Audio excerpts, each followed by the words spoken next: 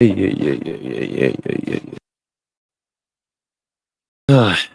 Welcome. Did they compare Musiala to Cherokee? Look, the thing that gets me really heated about Musiala, Maniala, Maniala, is the money, is the contract. I just hate this new generation, man. They think there's something. 25 million. 25 million.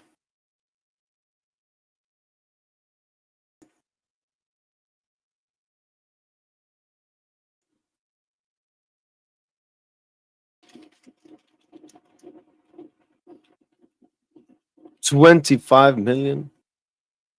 And you stink.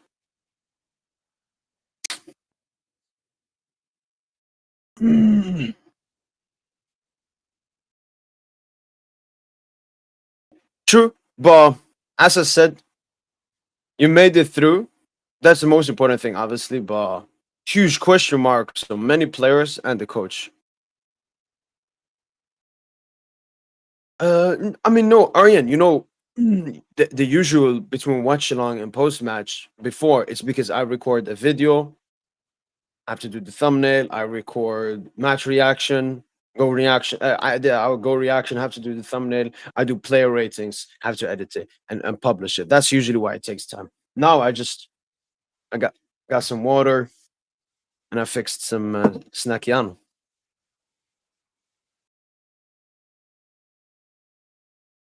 Sipping on the pussiano.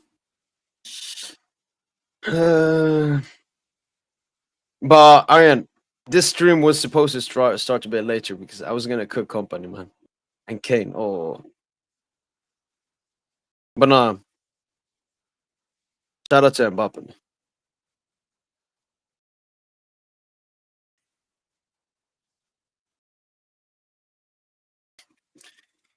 Thoughts on Carras from Benfica? Carreras? I don't know who that is.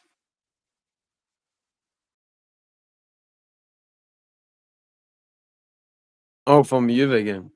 Deservedly so, man. We get smoked by Leverkusen Atleti in round of 16. Oh, that's who they play? Nah, I like the green one a lot. That's nothing. There's no way we're favorites against neither Atletico or Leverkusen. True, true. What? How do you think you can? I mean, you're still probably winning the Bundesliga because of the important results versus Leverkusen, even though you probably should have lost. But what do you think is a quick fix you can do for upcoming games? What's up, Alvar? I'm doing great. How are you?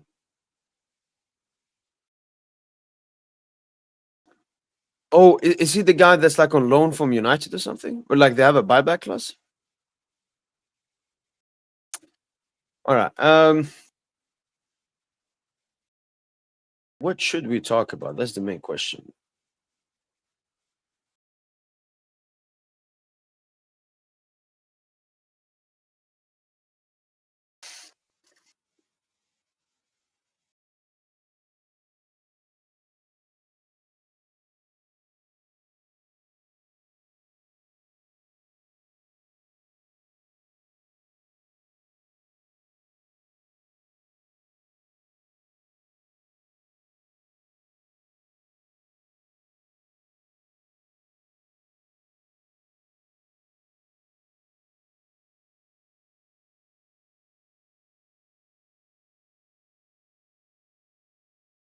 I mean, I got Mbappe, but no, I don't have a dog. I have a cat. Two cats.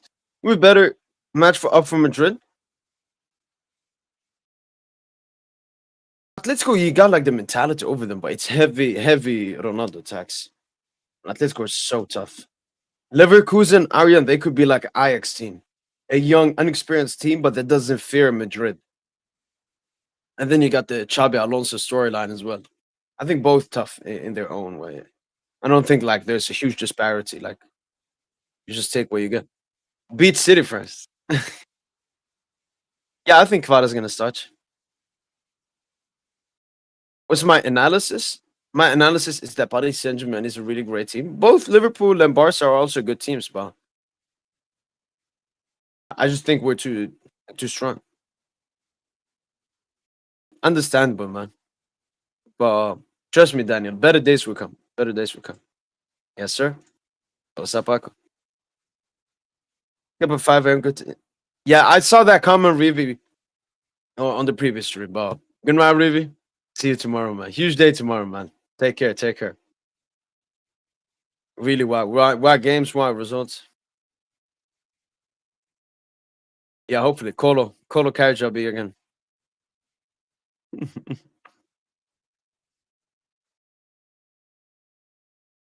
Yeah, they needed a last minute goal versus Celtic. They were just from what I saw. I didn't concentrate on the Bayern game, so I'm gonna be honest. But it just a lot of possession, useless possession, and then Celtic being very dangerous on the counter. Also making a lot of individual mistakes.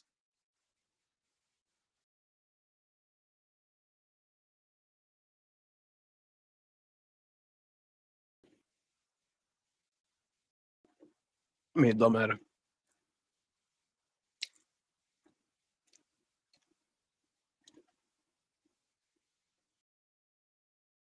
True. I would love that, but I think Fabian's gonna start. Yeah, but I think Madrid would only loan them out. I don't think they would sell them. In my mind. Maybe I have the barcode back here. You don't see it. Benfica's goals against Barca. Barca made huge mistakes. But Benfica's still a good team.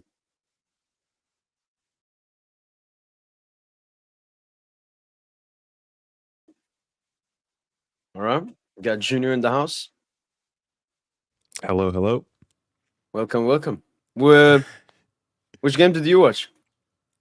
I had a bit of an eye on most games. But primarily I'd probably say Monaco, Benfica.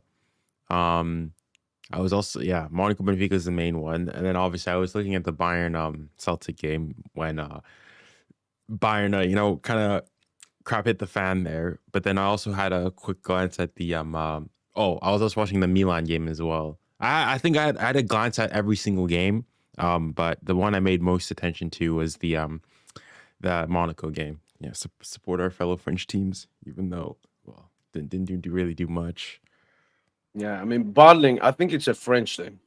It's not PSG thing. It's a French thing to bottle because Monaco were the far superior side, even in Benfica's home ground.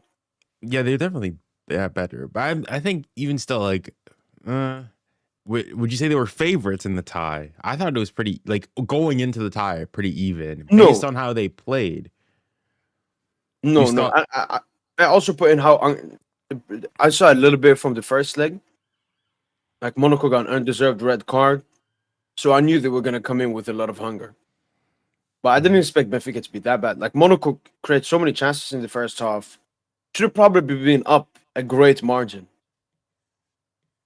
Wow. Yeah.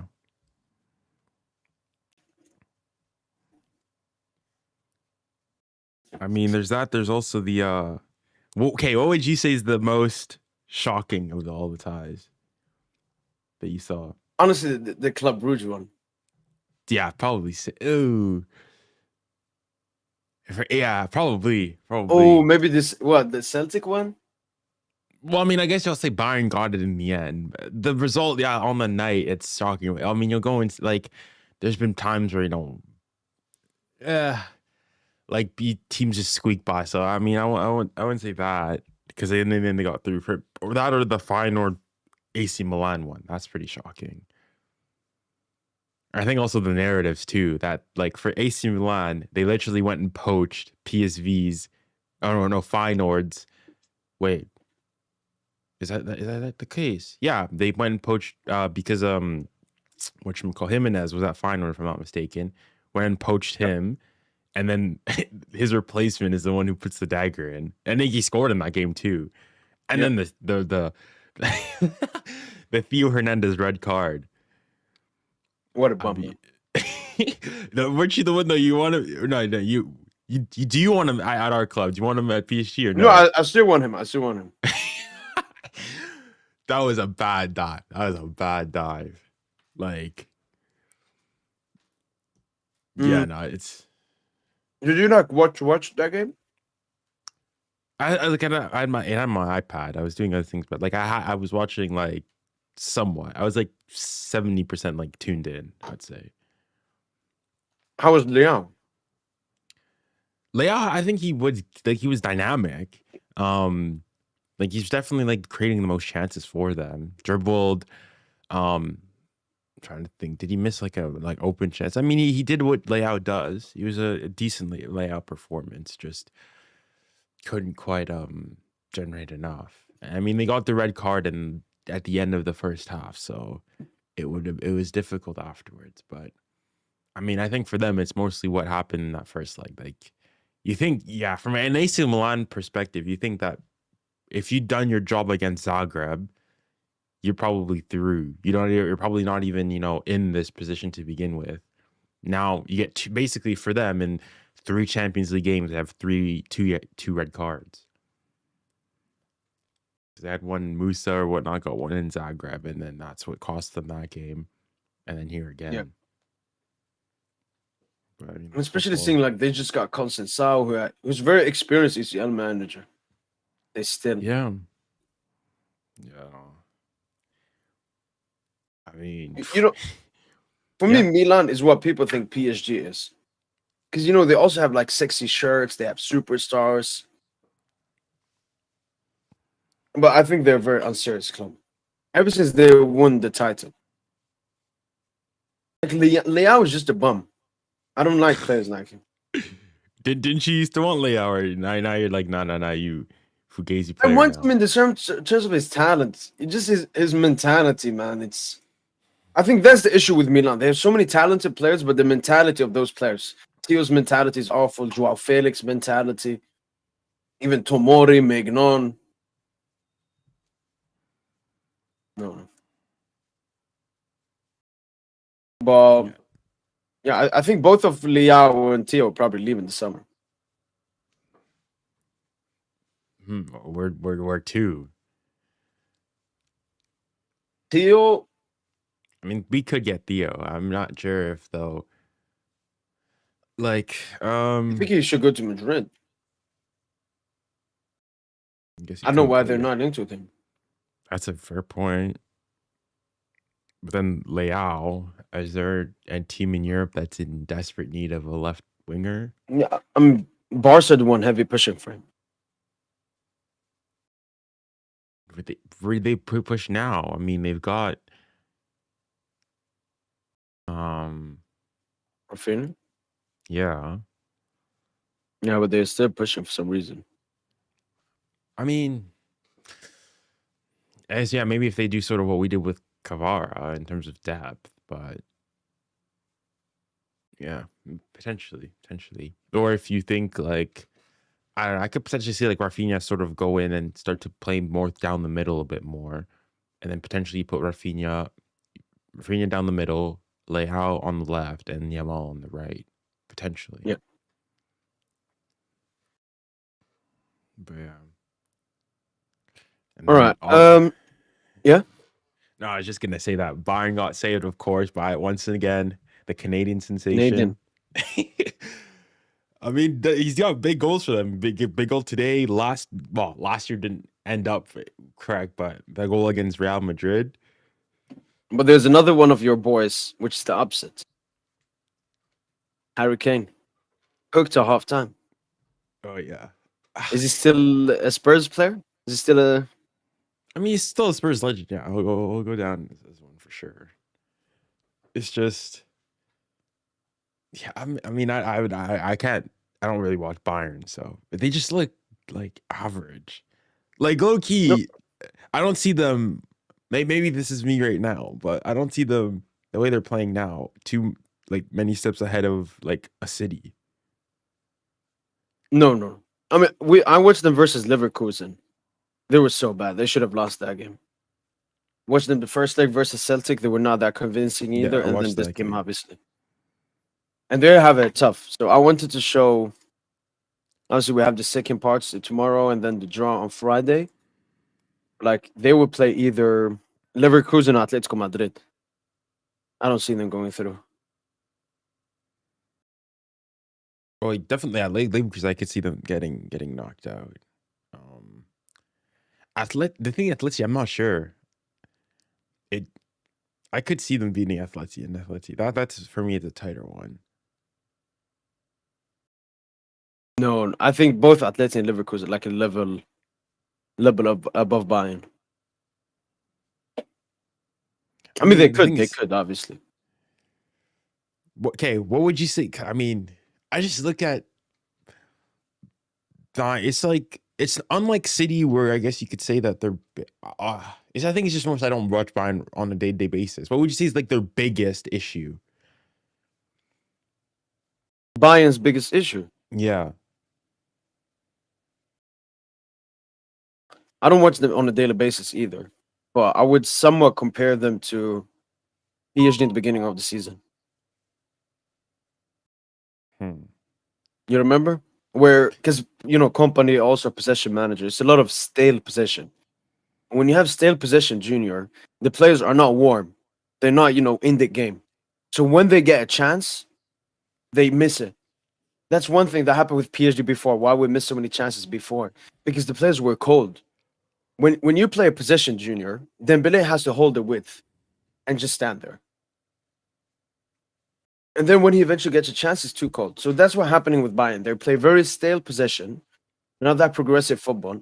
They don't create that many chances. And when they do get chances, they don't convert them. Like Harry Kane hit the crossbar today. I think some other players, Kimmich missed a good chance, I remember. So I would say it's mainly that football. But it's also a Junior, like not compared to PSG, but they don't have that much quality. Like look at that team. Neuer, Kim Min Jae made a huge mistake for the Celtic goal. Opa always has a mistake in him. Who are their fullbacks today? Because I think Davies came on. Yeah, he came on, so it would have been Guerrero and Guerrero, maybe Leimer. let me have a look. And then Kimmich, like he's beyond his best. And we don't even know if his best is as a midfielder. Goretzka played. Goretzka is very bad. Every Bayern fan hates him. Kane is very questionable in Stanisic. big games. Well, Lisa, Yeah, I mean, he's still like he's a yeah, trusted process player. Just give him yeah. a bit like Barcola, you could say. The thing I don't understand Then about is why did you let Matisse Tell go? Like, I mean, I'm looking. Gnabry's looking Sane's looking Even Coleman, PSG born bred, like Like yeah, you said like I mean their names in that what they've done in the past is just like right now they seem past their primes almost. yeah, I mean they tried offloading Gnabry and Coleman and probably Sané as well because they have a high wage and they're not that good, but they couldn't get rid of them. I think potentially because they have a high wage, they have no reason to leave. Like, have you seen Bayern's wage structure? it's by far the worst in Europe. In terms of like what they pay for the quality or like just the pure like sheer number. So I think they have 14 players above 20 million, like post tax. Hmm. No, maybe plus 10 million. And Madrid have 15. Madrid have the most, 15, and Bayern Yeah, have 14. Madrid. But Madrid have Vinny and Mbappe. So Bayern have, they got Kim on 12, Goretzka on 13, Olise on 13 and a half, Sané on 15, Davies on 15, Coleman on 17, Müller on 17, Musiala obviously just got an extension to 25 million. Gnabry on 19, Kimmich on 20, and Kimmich now he's trying to extend. He wants the same wage as Musiala, 25. Neuer 21, Kane 25. I mean, okay, there. I guess okay, you'd argue Kane, even though you know the not No, really Kane, you getting any could big. Kane you is can fine. accept. Kane is fair. No, Neuer is that's crazy. That's crazy. That's crazy. 400K a week is crazy. Kimmich as well. Gnabry for me is yeah. I honestly, Gnabry's probably even worse because at least Neuer you can chalk up servant, loyal to the club, etc. So on and so forth. Is that the date that they signed the new contract on the like second to the right? It would be. Yes, I probably. Yeah. So wait, Neuer signed this recently. Yeah, so what's happening, Junior? As you said before, a lot of these have a high wage because of the past. They've just been, and you always want to extension boost. And Bayern, for some reason, they can't tell their players, no, you're gonna get a lower wage. But like okay, where's Thomas Muller? Okay, that wage that was signed in 2022. Neuer just signed that like a couple of days ago. Third of yeah, that was just like a 1 year deal. Yeah, okay, It's probably 2026. it's still like to be on that much money. I get it. But the thing is, Bayern, I think they have the most important transfer window in the summer. They need to get rid of the Gnabry, the Muller, the Coleman, Sané, the Goretzka, Uh-huh. maybe Kim. I would get rid of Kimmich. I don't think he's worth the money that he's asking for, and just do another crazy transfer window. And they obviously bought Palhinha. I think he's injured now, but I don't know how he suits the football that Bayern want to play either. Yeah.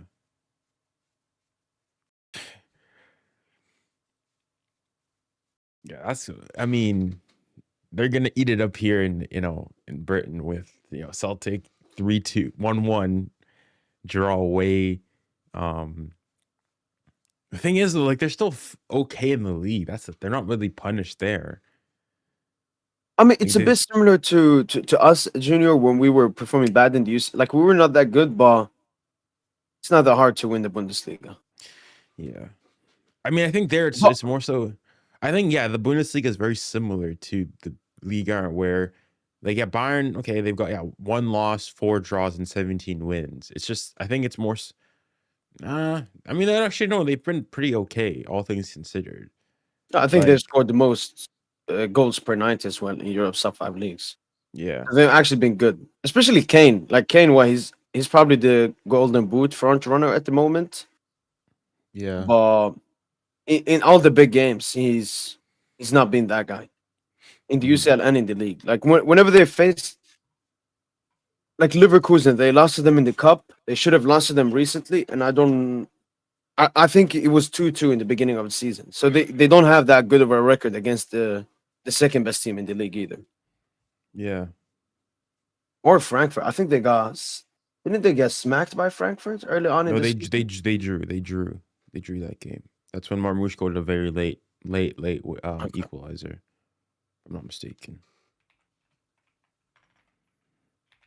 But yeah, we'll see what Bayern can pull up with. After Bayern, Celtic, if Feyenoord, Milan, I mean Feyenoord will face Arsenal and Inter. You got any hope for that? Mm, I mean, yeah, I think it's over. I mean, even if Milan went through, I think whoever was going through out of that, they're probably losing anyways. Um, I- Yeah. Mm, Yeah, I don't really see, but the Club Brugge look really good. I thought it was going to be easier for Lille or Villa, but they look good. I mean, I probably would have told you before going into that like of those 4 teams potentially there, I think like because that's our side, right? That like Atalanta is probably the scarier of all of them. Yeah. But I mean, I just watched the goals for that one, so there wasn't really paying too much attention. But they got smacked 3-1. No, so Atalanta had a lot of chances. You know, Lookman missed a pen. They could have done like a second half comeback. And Atalanta had a lot of chances. Scored a disallowed goal as well. Missed some open sitters. Club Brugge was just they were deadly. Like whenever Club Brugge got a chance, they took it. Oh yeah, I'm seeing the momentum here. Dang, 65% possession. Club Brugge had an XG of 1.15 to hold on. This is Club Brugge had an XG of 1.15 compared to Atalanta's 3.57. Yeah, no, Atalanta. That result is very flattering for Club Brugge. That's the UCL. It's all about if you take your chances or not. Yeah. And then the last game, Monaco. Yeah, Monaco, Benfica. They're gonna face Barca. Benfica are gonna face Barca, Liverpool. Yeah, I see. I don't see any one of them going through. No. Yeah. I mean, thing in Monaco, the thing with Monaco is it's mistakes for them. That's the thing I got out of it. What's up? Good. Okay, what condition? Yo. Yeah, no, Monaco are huge ballers. Ebola up top missed so many chances in the first half. It was disgusting. Like Achlios put some dimes for him and he missed them all. And then Tilo Kerrer, when Tilo Kerrer gave away that stupid pen. Yeah. Wait, I was seeing the other pen that they didn't give. I saw you. I just caught a clip with your stream. You said you thought it was a pen. The Diatta one, yeah, I don't. I'm looking from a logical standpoint. A penalty is given if you are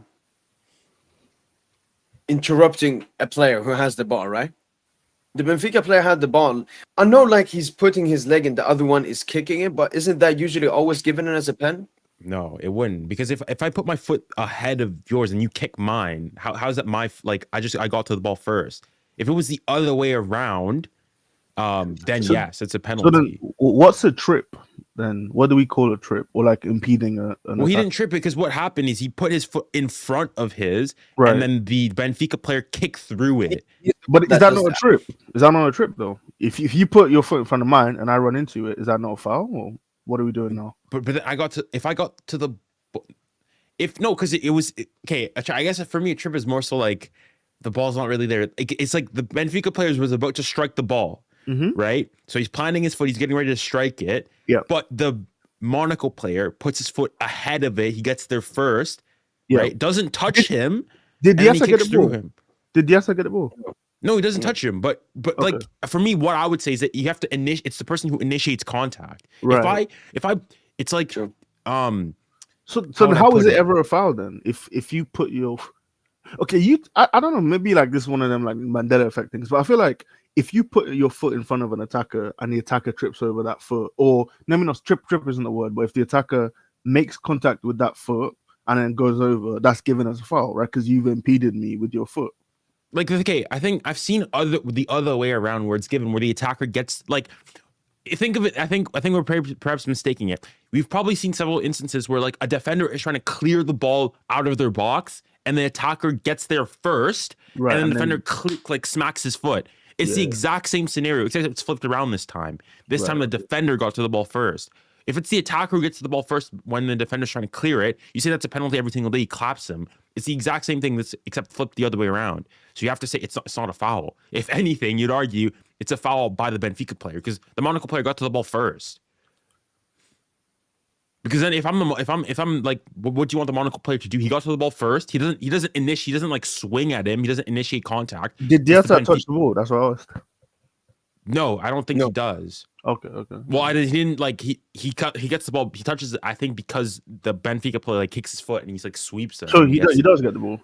Well, as in he gets it because like of the motion of the Benfica. I mean, I'm not remembering the play exactly, Right. but Okay. I think it's more I get you. Okay. Yeah. Like, yeah, for me, it's if you think of the case where you have an attacker getting to the ball before a defender is able to clear it and the defender like clears him through, you say that's a penalty every single day. It's literally the exact same thing but flipped. So, I mean, as soon as I saw the slow-mo, I'm like, yeah, that's not a penalty. But yeah. But yeah, but just they bottled it. They had what's the XG for that game? Let me find it. It's actually pretty close. Dang, both overperformed. So Monaco and XG have 1.26, Benfica and XG have 1.90.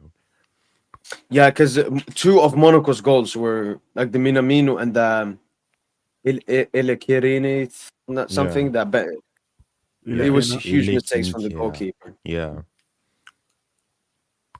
But this Pavlidis dude, he's a better version of Gonzalo, man. Bro, Monaco threw that game away though. Like you look at some of the goals that they conceded, man. It was just embarrassing, bro. Yeah. Like to concede that the Kochku goal after you just equalize. It's just crazy. Embarrassing, man. Honestly. Yeah. And I also saw DJ. You said on Twitter that Birth didn't start. Like, why didn't he start? Nah, I was just trolling. No, but it's valid though. Right. No, I think why didn't Bono start? I think it's tough because they probably have two strikers of like in Beirut and Ilekena who may be a little bit better off the bench where you're coming on against sort of tired defenders, I think Mbolo for their game plan probably works better as like a hold up man, whatnot, That was just me pushing agendas, obviously. No, but you were cooking because Mbolo missed two big chances in the first half. Like there's one completely the one he skied. Right. Yeah. But Achiliosh, it was a great game from him. How he was carrying the ball in central areas all the time, creating chances. I mean, I saw was it in the chat quickly. I can't remember. Somebody said that like don't put Cherki or Achiliosh in the same sentence as Cherki. Oh, something David like that. Said that. Yeah, David said that. I mean, I'm not sure. Is he saying that like Cherki is clear? Which way is he leaning? No, the Achiliosh is clear. Yeah. I mean, yeah, I can't agree. Like he's had like a Cherki agenda for a while. I've low-key got a Cherki agenda. I think. I mean, there's also been some low-key rumors about us potentially being interested in Achiliosh. I wouldn't mind that. No, he is our top target for the summer, and he wants to come, and Monaco wants to sell, or already to sell for a certain price. Mm. Do you think he's seen as more of a priority than like someone like Isak? Yeah. Okay. So I think especially maybe 21. I think like farming the absolute best attacking talent from Ligue 1 is a huge priority for Ligue 1. Barcola, Doué, and now Achiliosh. She's 22. Soon 23, actually. He turns 23 in he's Barcola's age. 7 days. Yeah. Yeah, 22. He turns 20 in the 25th, so a couple days from now.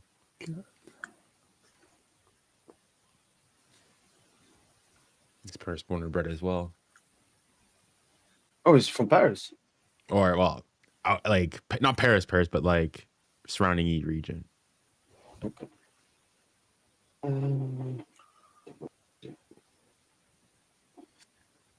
All right. So, the predicted lineup for tomorrow is obviously very similar to what we always play and the same lineup as before. But Fabian to start in the midfield. I don't know how you feel about that, Junior. And Kvara up top. So Doué not to start this game. I mean, yeah, I think it's fine. So long as you put anything that's like not like the kids, I think you're fine. Like, get an early goal or get a goal within the first half, finish the tie off, and then maybe we get the younger kids, involved to get that Champions League experience. I think I would rest Hakimi probably. He started obviously at the weekend as well. I think in a game that's pretty much done, you want to give him that rest. No, I want us to cook this game, especially after that Toulouse game. Like, I'm okay with that because we won and we have bigger fishes to fry, and this is one of it. I know it's 3-0 and everything, but I want us to end this. Imagine we get 7-1 on aggregate. It'll give us huge confidence because the next game in the UCL is a big one. I don't want this to be like a 2-0. I mean, 2-0. I think You we need- still. You I still. mean, win I'm not saying six- I don't want us to play well, but If I'm you win just 2-0, saying that's 5-0 in aggregate. you don't want to burn anyone out. No. You like, this is a game to go all in for it. And Hakimi, as I've said, like, he's been struggling. He's been missing some games. He's had the stomach ache and so. So I think what Hakimi needs is just to play more. So I play him at time 90 because we know Hakimi can start in every single game and have 100% intensity. So All right. because we have Leon on the weekend, then we have the cup game. That game you can fully rest Hakimi and the best players and so on. Yeah.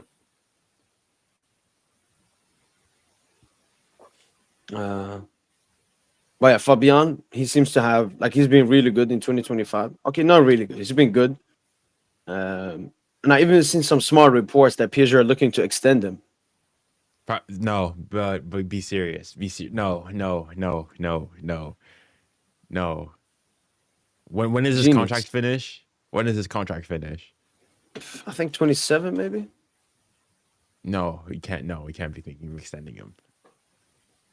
Why not? He doesn't have that high of a wage. Good player. No, we can do better. We can do better. Like, I would take a Kimmich over him.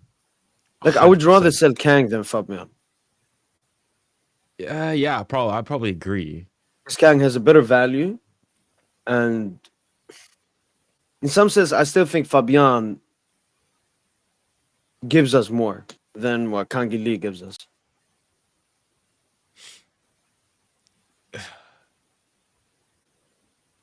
I mean, I think we're, as you like to say, we're trashing garbage here. Like, like the thing is, with like, No. Kang still is like, what, top 4 in terms of our like Ligue 1 scores, most goals. Yeah. Like, I mean, he's not showing it, and he's not like, he's very like vanilla in the sense like,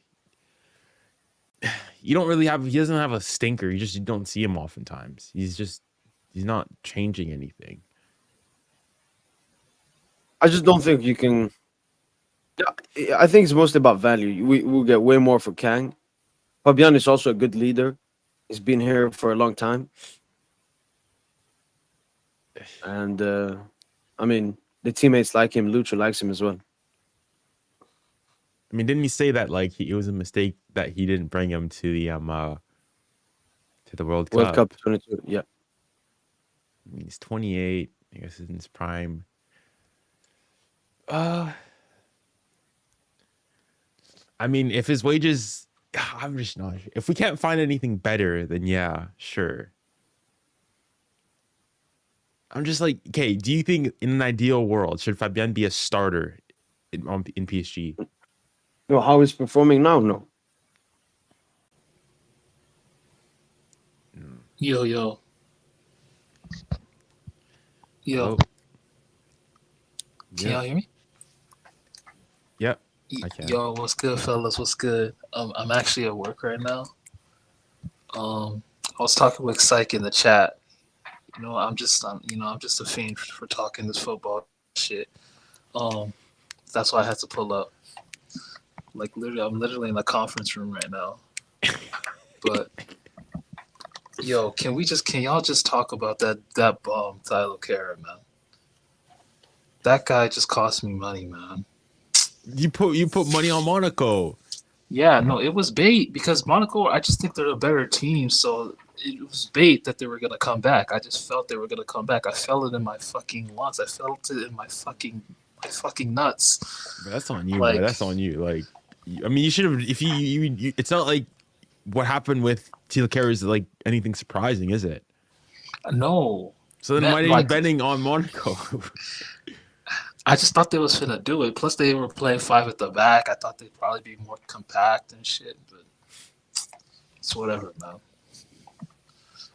But yeah, man, this has been a nuts day of football, man. Nuts day of match day football. Bruh, Celtic, man. I was rooting for Celtic like crazy too, man. Oh, bro, Bayern are food. Bayern are fucking food. Like, them niggas is ass. Of course, the Canadian sensation there to save him. Actually, the other Canadian was really good. Alistair Johnson. Alistair Johnston, yeah. He's a monster. Yo, he was a monster, bro. The stamina he had, like, Low and he key, was dang. climbing up Actually, I Coleman. hadn't even thought about that. That Alistair Johnson as a Hakimi replacement is not a bad idea. Like a backup, you mean? Yeah, as a backup. Nah, I don't think. You think he'd accept that? I think role? I think he okay as a PSG fan, I'd say it's a good idea. As a Canadian, I'd say no. I need him playing regular minutes. He wouldn't be playing enough to, yeah. It's just that like he's much more defensively minded. He'll put in a shift. Like he could look. Yeah, he's like realistically like almost like a third center back. But Yeah, no, but he played really well. He was clamping up Coman when he came on as well. And like that clearance off the line he had in the first half. yeah. But yeah, man, I feel like today was like the eventful Champions League day. Do y'all notice that? Like, one day is like super eventful. The next day is just like business as usual.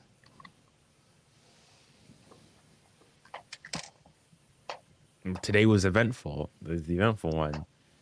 Yeah. I feel like today was crazy. Today was nuts. I mean, we'll have to wait and see what happens. Hold on. Tomorrow, okay, there's the...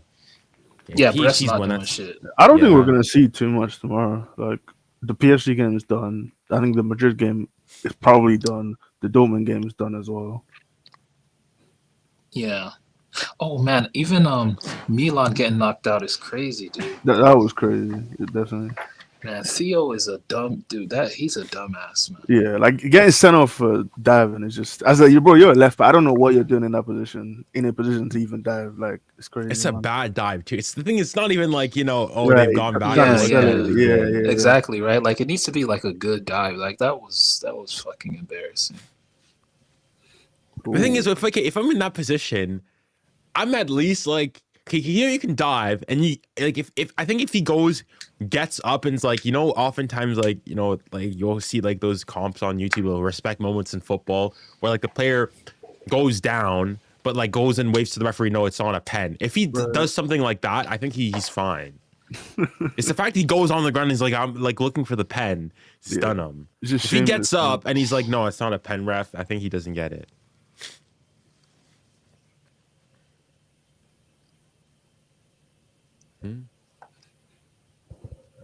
No, but Mo, remember, I told you, bro. I told you Final had something for us, man. You didn't believe. Damn, Gasparini, that's how he gonna come at his own player? That's nuts, dude. I mean, How about talk remember... about talk about the fact you let in 3 first half goals. Nigga trying to fucking shift blame. Like, what an asshole. I mean, he's not lying. Like, I mean, the last penalty I remember from Lookman was that Fulham one. Apparently, he scored pens this season, to be fair. So, yeah. No, but stealing the pen from the actual penalty take and then missing is just so embarrassing, bro. Like, if I was a coach, man, I'd be losing my head. Them niggas was 5-1 down anyway, bro, on aggregate. Yeah. Or 5-2, whatever the fuck. Wait, was this before or after he scored? It was after. Okay, yeah. All right, okay. I mean, so he was gassed. I mean,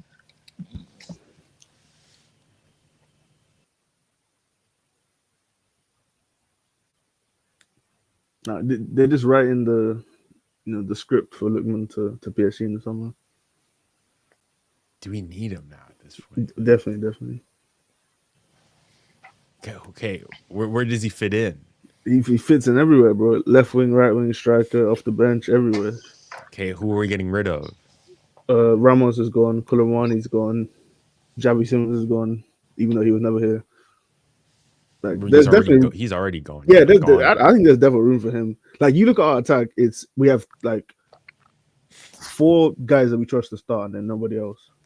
I mean, 4 or 5 really. No, it's 4. It's the big 3, and then it's Due. Well, I guess the big 3 and Kvara. So yeah, you like that? You like that? Nah, that's wild. That's wild.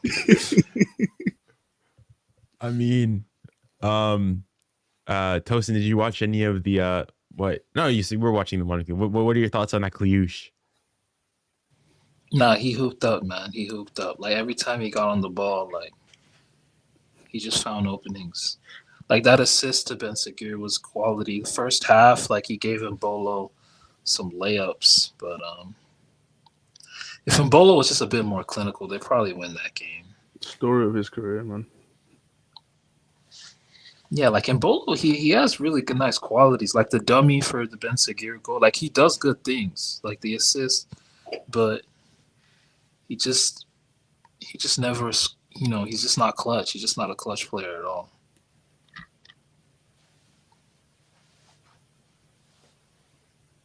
But yeah, it's not like one or the other. You got to get both.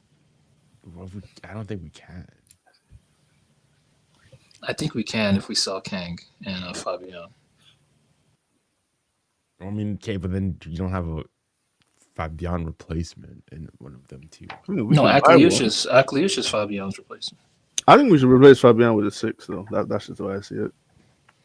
Our 6 is Moscardo. Our 6 is Moscardo. Bro, I forgot about Moscardo. I don't think he's ready. I don't think he's ready, bro.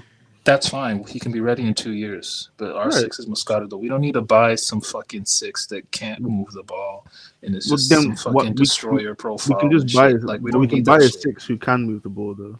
Like, who you can't name one. What do you mean? There's a million. What? There's no 6 in the world that moves the ball. What do you want? Onana or some shit? Come on, bro. I mean, bro, why are you asking me? Like, I need to name someone right now. Anyone, just do the scouting and buy someone. Like, it's not Rodri. Hard. Like that's not realistic. Not Rodri, but just someone different. Well, you don't rate Onana? No, I think he's good for like a counter-attacking team, but if he came to PSG, he would just ride the bench. I mean, that's all he'd do. Like we're best, I'd argue, as a counter-attacking team. Well, at times, we don't always play counter-attacking football though. But we've seen like this season when we've hit our peak, we've been deadly on counter-attack. You saw it against Brest. You saw it against Brest twice. You saw it against City. You saw it against Stuttgart. Oh, but by the way, did the Atalanta cap? Did he get red for that? What? Yeah. What happened? You know, I mean, if you guys he was showing the crash out. Oh, okay. By is that? I don't know anymore. Can't remember his name. He just checked him. Yeah. Yeah. If you're gonna do that, you gotta punch him, bro. You can't. Like, come on now. Were you for sure you missed there? Exactly. And you not. That's the thing I don't like about players. Like, why are they always doing that? Like half. Like, if you got beef with someone, just do something about it. Like, don't be scared. I mean, that's like when Jokic did it, man. And that but even the Jokic shit was pussy because he hit him from the back. Like, I don't know. Like, how's that? He hit him from the back. That's not. Okay, look, what do you want him to do? Like, wait, hockey and drop the exactly, bro. Well, it's not illegal. I mean, let's scrap. DJ, what it is? If someone hits you in a pussy way first, yeah.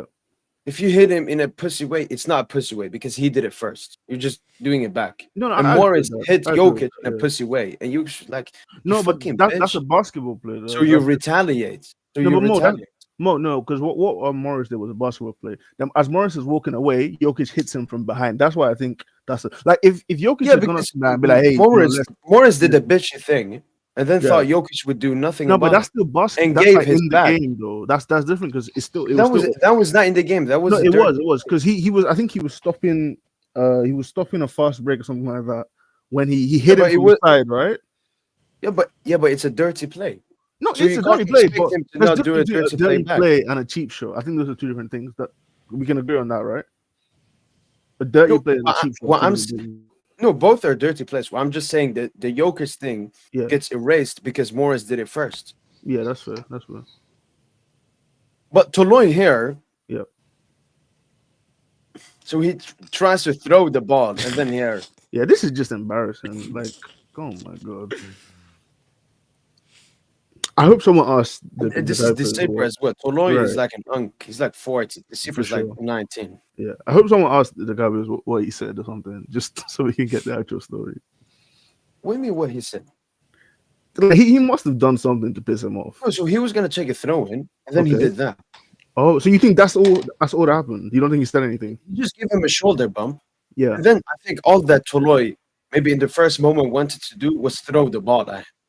That usually happens. Yeah. Like, look, the ball slips out of his hand, and he gets down. And he's like, "Nah, I can't end like this." I get paid enough for this. Just do what you want, bro.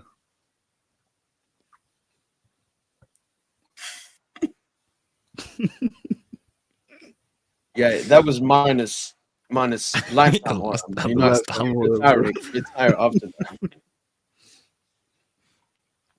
The thing is, though, too, like they lost. They lost 3-1 at home. Yeah, it's crazy.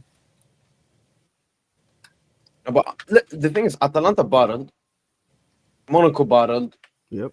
Milan, I would say bottled. Yeah, they both definitely. Getting You that go, kind you of go up ball. 1-0. I'm not sure if I'd go and say Monaco bottled. I Man, think we they needed both. we needed that Bayern bottle, man. We needed that. You look at the goals Monaco conceded. I'd call that a ball job. And Definitely the chances they missed. And the chances they Exactly. missed. Yeah. Well, no, I can't call it a ball. First and foremost, like going in for me, a bottle is like you have to be heavy favorites, or like you have to like be winning, and then you like, no, bottle it. It's a That's how I choke job, define though. it. I think it's a Junior, choke- this is the same Arsenal thing. Like Arsenal, what in the 22-23 season, they didn't go in as favorites or maybe even contenders for the league. No, but like When- but for when the they league, were the thing first- is they When they yeah, were they first had- in the league, yeah everything in their hands, and then they yeah lost exactly. to Liverpool, dropped points to West Ham. Then they bottled the league. Yeah, for me, bottles you have to be in a position where you're winning. When was Monaco ever in a position where they were winning? They were always behind. But I say they choked because of the performance rather than them being Like you and know, in a even dominant like position. for, like Okay, even you look at choked them. Yeah, choke job. That's what yeah I think. yeah sure. I mean they underperformed sure, but like because even like No, going conceding top- conceding that goal right after They Equalized. equalized. that's choking. Right. That's Also, that's part of you have to, choking. like part of the choking is if you're up in a position of dominance in a game and it's like okay, where everything's going our way, we're in a good position, and then you like let all that slip. I think that's also a bottle job. So if you look at the end of the first half, like Monaco were dominating, they were pushing to get the third to go up on aggregate, and you know they went from that position to ultimately losing the game. I think you can also look at that as a bottle job. I don't know. For me, bottles there has to be more like, you're in a comfortable position. You should be winning, and then like you fumble. Like even like the Monaco, you're away from home. You're not. Yeah, like, it's a tough game. It was a tough yeah. game. It's a all tough. around. Like you should have done better. Yes, but a bottle job is like But, Atalanta would say yo, that's a bottle job. Man, we needed that Bayern bottle job. That's what we really needed. That's what I mean, we I always really, knew. I really felt like needed. that. I knew they were gonna get. Bro, I think at this point, man, that, Bayern- yo, Kim Min Jae, man, like he might be the worst center back in Europe. bro, Saint-Germain was calling him the best CB in the world, man. It's crazy. Dude, what he did for that Celtic goal, I've never seen that in my life. It's insane, man. Like Celtic could have done it. They actually could have done it. And you look at Bayern's players, none of them strike fear. Like none of their attackers strike any fear. Musiala was on the periphery the whole game.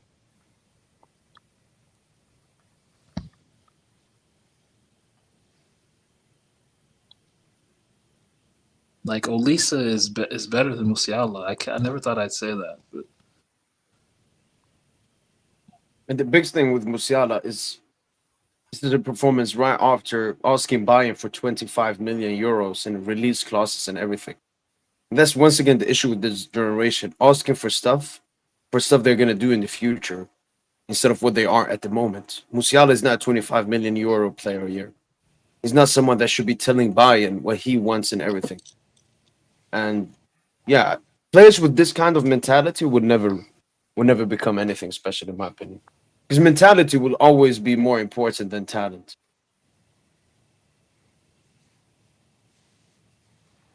The thing is with the Kim goal, did anyone watch the game? Because I don't know where was Upamecano in that picture. I didn't see 'Cause it. I just saw the replay. Didn't really see it. No. Nah, man. Like Kim has to clear that, dude. That's a 50-50 ball that he just loses out. Like he's actually closer to the ball than the attacker, and he basically gives him an assist. Like that was like a nice layoff. He gave him a layoff for him to score. Yeah, he can't play in Bayern's high line and so on. He's so bad there. Honestly, man, after today, all I see is food in Europe. But this Champions League, this is such a satanic competition. When one goal is scored, the fabric of the whole game changes, man. Like that's what I'm scared of with this competition, man. But the thing is, though, Tosin, I think that's one thing we've seen from this Lucho PSG. Like we saw versus Barca last season, we saw versus City this season, where we can just concede goals, and then we can turn it on. It's just we need to do that in a consistent manner. Like against Dortmund, we could never just spread their ass cheeks and score 4 goals. We couldn't do that. Against City, we just gave City 2 goals out of nowhere, and then smacked them. So as long as we can do that, it shouldn't be a problem.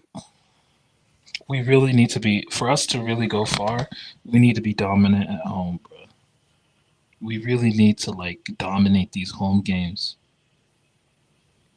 Starting with tomorrow. I think Lucho's going to shock us and start Due in midfield and bench Fabian. I hope so. I think so. If there's a game, if there's a game to, test out the 11 that the whole fan base wants to see, I think it's tomorrow. No, for sure. Because this is a game where you can take the risk. You're 3-0 up. If it goes really bad, I don't know, we have bad 20-minute spell and everything, you can change your run. Well, no, I think you should try it. I mean, the thing is, sure, because I want to compare it to Tuchel, because that's when we played pretty much with 4 attackers. The main difference, though, was the fullbacks didn't push up as Hakimi and Nuno does. And the defensive pivot isn't as defensively strong as it used to be. Before it was Marquinhos, Verratti. Now it's Neves. We get way more control with Vitinha and Neves. I know. I'm just talking strictly from. It's the only reason why I think Lucho didn't want to try Due, Kvara, Dembus, Barcola last game, Chosen, is because of the defensively, it's too weak. With Hakimi, I disagree. Okay, with the fullbacks, I guess, but I think as a front three, they're all gonna press high. Yeah. So, yeah, that's just for Lucho to determine. But I'm ready. In Kvara, he has to announce himself to the world that how he's been performing at PSG has still been under the radar because he hasn't played in the UCL. Yeah, I mean, tomorrow isn't that big. Honestly, for me, it's more so the game on the weekend against Lyon. He needs to really show out in that kind of game. Brest, we're 3-0 up. It's like the game's a formality or close to it. We should go through. It's also a big game in Georgia, Tosin, because it's him versus Mikawice. That's a good point. But yeah, if Kvara needs to have form going into the round of 16, right? In early March, we need him to be in form, or in some kind of form, or at least close to it. We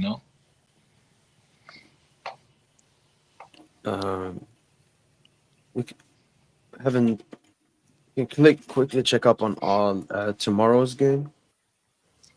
Will you guys have a good sight on the Madrid City game? Hell, I really don't care about that game, but I am a citizen. I'm a citizen, or however you say that. What do you mean? So Let's we've go been City. talking about this game, like if Haaland is fit, Nico, Marmoush, Paul. No, I expect a comeback, but I just feel with how Champions League is, like we got all the crazy games today, and the games tomorrow will just be straightforward. Nah, I don't think tomorrow's gonna be the game. I think since Real Madrid's gonna do it, I think it's gonna be another one for the ages. Wait, you think Real Madrid will lose or something, or No, Real Madrid are winning, but I oh, think it's then gonna be who cares then? Like, Well, I mean, like just because I mean, I need an L. I need a Madrid L. I need a Madrid fucking. Obviously, I L. want a Madrid L, but it's Madrid. It's voodoo mad. No. Fuck. Okay, how likely is it? I want to see percentages. How likely is it Madrid Percentages. go through, and how likely is the City go through? Right now, it's like 70-30.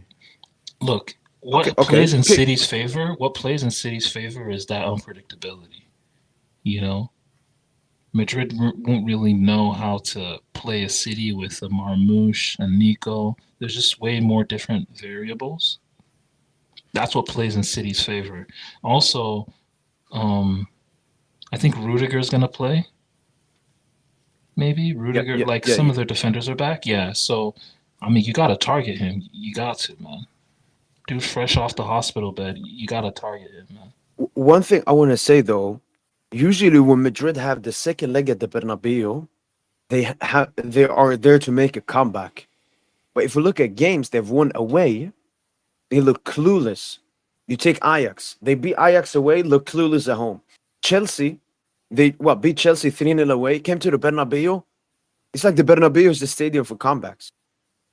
And they nearly bottled that game. Obviously, they got that Fugazi, Travella, Modric at the end.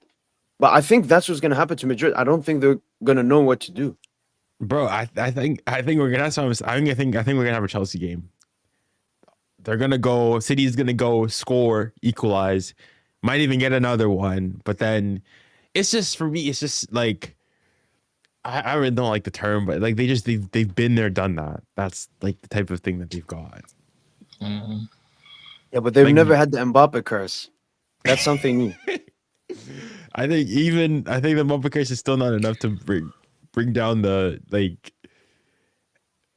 I'd be shocked if they lose. They lose the tie, even though I really want it. The way I'd be clowning on them, but it's unlikely. But out of all the 4 games, City Madrid is the game I see where a so-called upset can happen. Dortmund, it's too big of a lead. PSG is too big of a lead. Both at home as well. Yeah, Juve Pep better coming not in with start. Pep better not start the corpse of De Bruyne again, man. Like he did first leg. He can sub him on. He can sub him on. Like last 20 minutes, maybe. No. City needs runners. City needs to defend the lead at the end. They need to run. City needs to fucking run. And it's simple as that. Yeah, like exactly. Like they need to actually just run. If they run, they can win, man. They can honestly win. You think he just plays the same lineup as the Newcastle game? Pep. Probably, potentially, yeah. I'm gonna try to find their predicted lineup. Yeah. I'm praying, like if things go how it should, how go, or how I expect it, 3-1 City win. They go through. They'll concede more than one. So no Akanji, we know he's out. Akanji's ass though. I mean, he was one of their better defenders last couple of years. This is an expected lineup, and as you can see, they got Khosanov as a right back. So probably this turns into like a 3 at the back. Savinho holds the right. Gvardiol holds the left. Vinny might end his career, I'll be honest, bro. We saw what he did against Chelsea. Vinny might end this guy's career before he even starts. No, I don't think so. I'm just saying Khosanov there is better than Nunes. Bro, Vinny will have that guy spinning, man. Pep will have him up by half. I promise you. Khosanov is a great space defender. Like, this is a huge upgrade on Ruku Lewis and Nunes and. Mo, did you watch him against Chelsea, bro? Yeah, but that's one game. That was a disastrous. That was disastrous. We'll come back to this after Vinny. I'm with DJ. Did you watch him against PSG? Against PSG in the Coupe de France? I mean, I didn't really notice the launch. The last one is this when Barcola scored that like sniped it? No, he didn't. No, that was the cup game. Yeah, the cup game. Ramos scored. Yeah. I mean, the only thing I remember from that he did is when he like bodied Gonzalo. That's it. That's what he be doing. He be bodying niggas, bro. Bro, I just think That's this what guy's he been- overrated. that's what he This been- guy's overrated. No, Like, he's a good What do you mean goalkeeper. I'm not saying overrated? He's not that's even a- rated. Like, how is he overrated? That's nuts. as in like overrated, as in like City overpaid for him. Definitely. Yeah, I mean, probably January tax, Yeah. City were depressed, Arsenal know they have money. What I like about this is this, because if you people remember, I think I was watching some people talk about it. When Stones moved back to centre back, that's when Madrid started controlling the game better. Yeah. Like they will have a double defensive pivot this time as a shield with Ake, Diaz, Hosanov, Guardiol, way more defensive solidity, and then very like counter-attacking base. Savinho, Marmoush, Foden, Haaland. Yeah, that clown Foden needs to show up, man. Please move. Just please pass the ball to Haaland, please. Or score a banger like he did last time. Just be. Yeah, I mean, if he gets he space won at the the top of the box, if he gets time and space at the top of the box, yeah, he should be putting it on target. But yeah, I predict a Vardio goal. I think Vardio, because Vardio is going to be the one pushing up. Husanov, Diaz, Ake. I think that'll be like the back three, and then Vardio will get licensed to push up. I think that's Stone's Nico midfield. I still feel like they'd be a bit vulnerable in transition, so because that's not the most mobile midfield. Yeah, but it's better than when they faced us. What did they have? Kovacic and Gundogan Silva. and- the one. Yeah, and all coach is these- gonna yeah. Silva. Yeah. Can't be playing those old heads, man. I mean, slow old head versus slow young players, same shit, isn't it? But should Ederson start? Who will Madrid play in midfield? Don't forget they were pulling up with Ceballos. This and is shit. this is the Madrid Ceballos. predicted lineup Why is Ceballos starting games for them? because he's the Yeah. only technical midfielder they have. Right. Okay. Remember, he assisted Mbappe He for did. that. He's lucky actually goal. played Oh, like so they have- okay. I don't But I'm understand. telling you, I don't this understand is moving. wait. You guys trust Chouameni, Ceballos, Nico? I mean, like, it's not like one midfield is Right. supersedes the other. Like, No, you're right. I was still I'm thinking they had Cruz, Modric, Casemiro in the midfield. I don't understand Yeah, moving Valverde to right back to play Ceballos in the midfield. Like, surely You it's don't not- understand. No, like Valverde is not right back. He's a great midfielder. So you Yeah, use but the that thing, to who play- who else are going to play there? He's their best right option back. there. Right He's their back, best. Yeah. Well, okay, maybe I don't know. Maybe you play Fran Garcia, left Right back. No, left back, and then play Mendy right back, and then just have him be a bit more defensive. Or maybe you play Fran Garcia right back, and then you have him like invert or just do No. whatever. Valverde's like probably their best. Yeah. Option there's right their- back. Yeah. And, Okay. and he's played there before. Has he? Yeah. Okay. Yeah, he played their last game. I felt he was. would you start Doku? Would you start Doku if you're City? No, that nigga can hold the bench. I don't Is know, he man. injured? I just feel, What happened? Maybe ahead I of just feel Foden. having maybe. having a 1v1 threat. Because he came on, right? I think he looked dangerous. That's when they got their. No, their he's good second- off the bench. He's just not good enough to be a starter. I don't know. Yeah, he's not the best player. But Like you compare him to Mamush. Mamush looks like a world class player compared to Doku.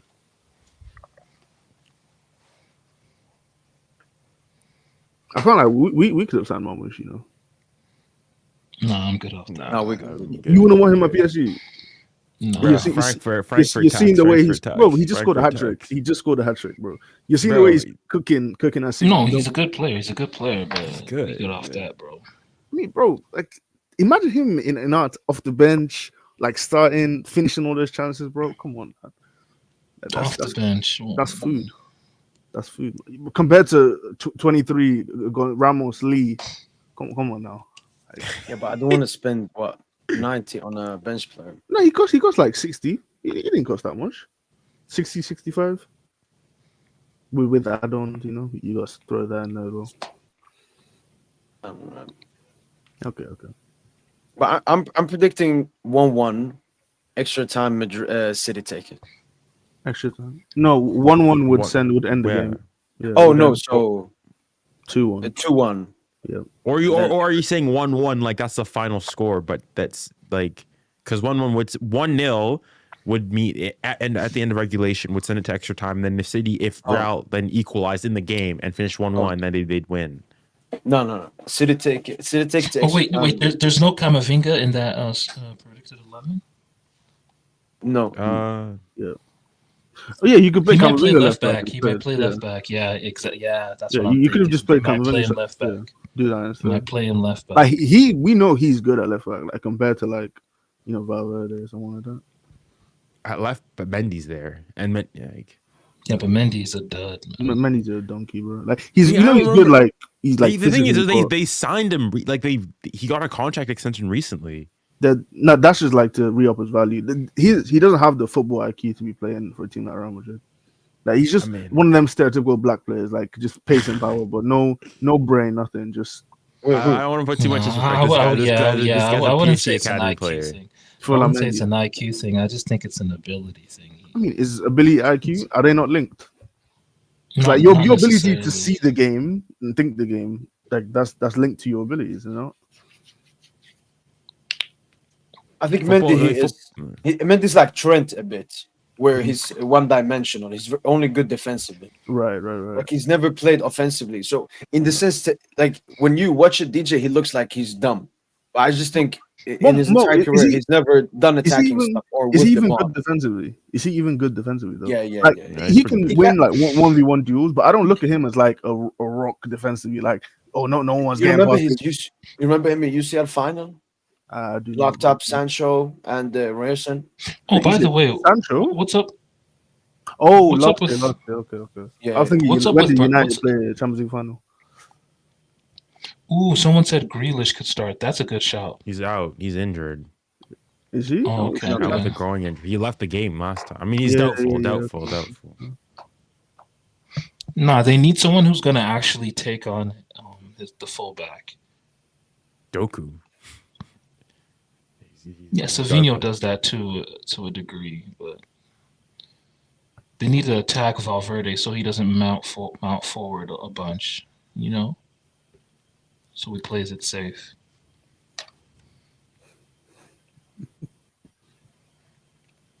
What a game, man.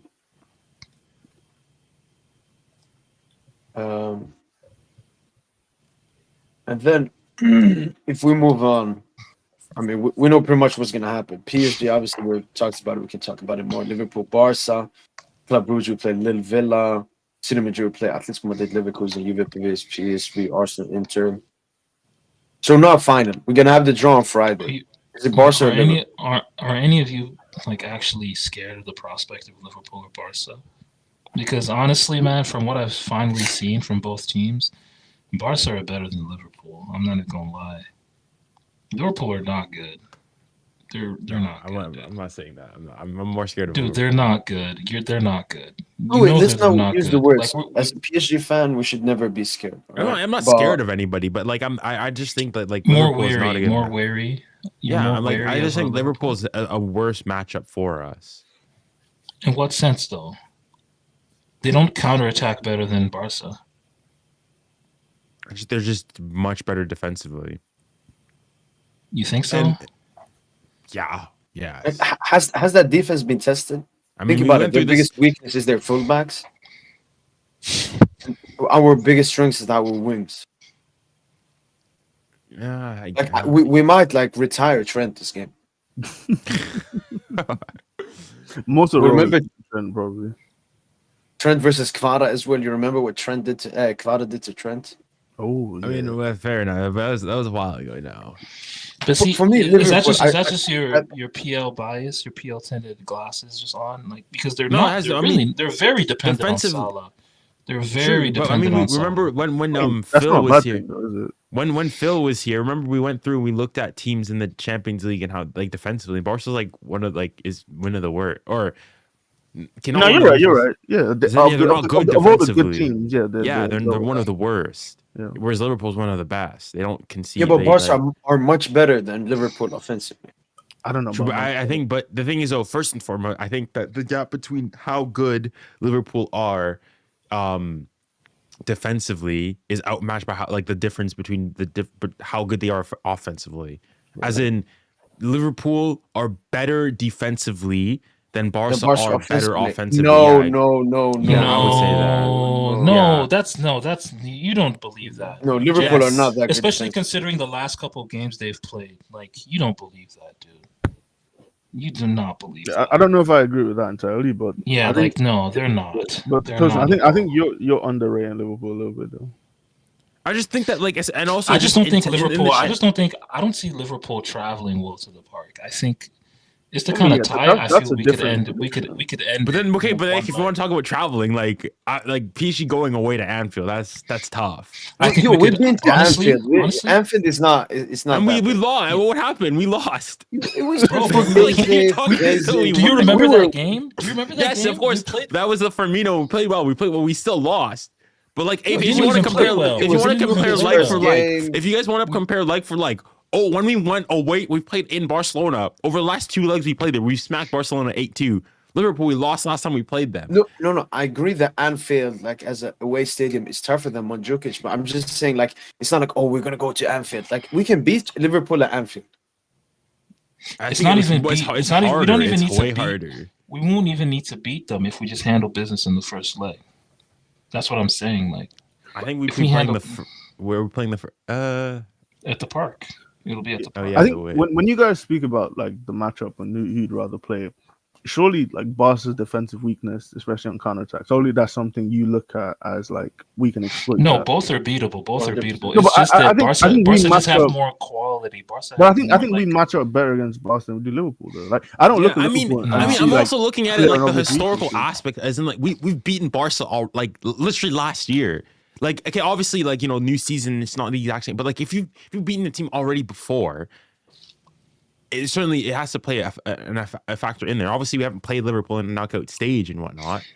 Yeah, but it Thing also is, played with- at Barca. the level Vitinha is at right now. Like, I just don't see Liverpool posing an issue. Like, and we have ball winners. Joao Neves is a ball winner. Like, Warren is a ball winner. That's a game for Warren. Liverpool tie is a game for Warren.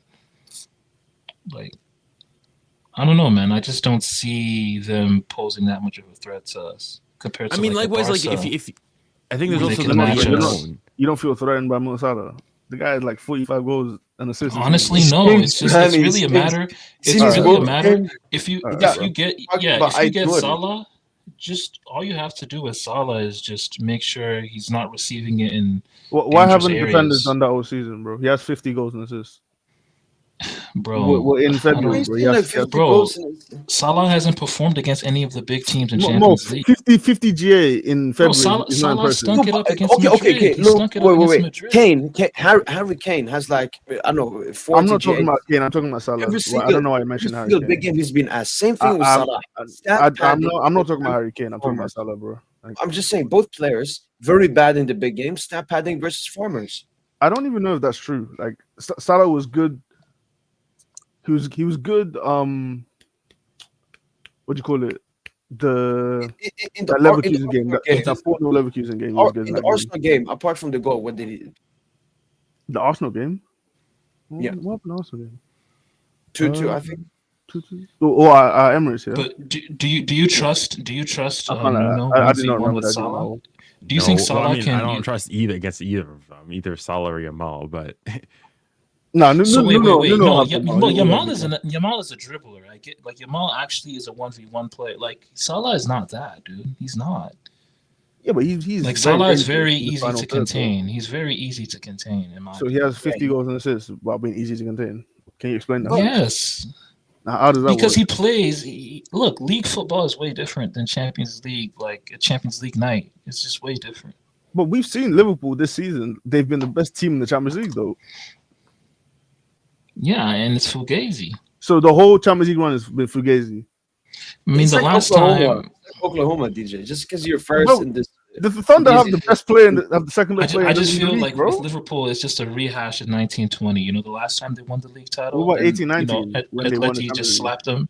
What They about didn't win the 18-19? league that season. They didn't win the league. But they got 97 points. They basically won the league. Did I not just say win the league? They basically no, they got more Like, points than nigga, every what single world are team in you Europe. living in? They didn't got win more the points- league. they got more Nigga, they points didn't than- win the league. What the fuck are you talking about? I just said. Okay, but they I played mentioned well enough they to didn't win the league. Though. But they got But 97. they didn't. They Nigga, got they didn't. 97 points, man. Stop But that they nonsense, didn't. bro.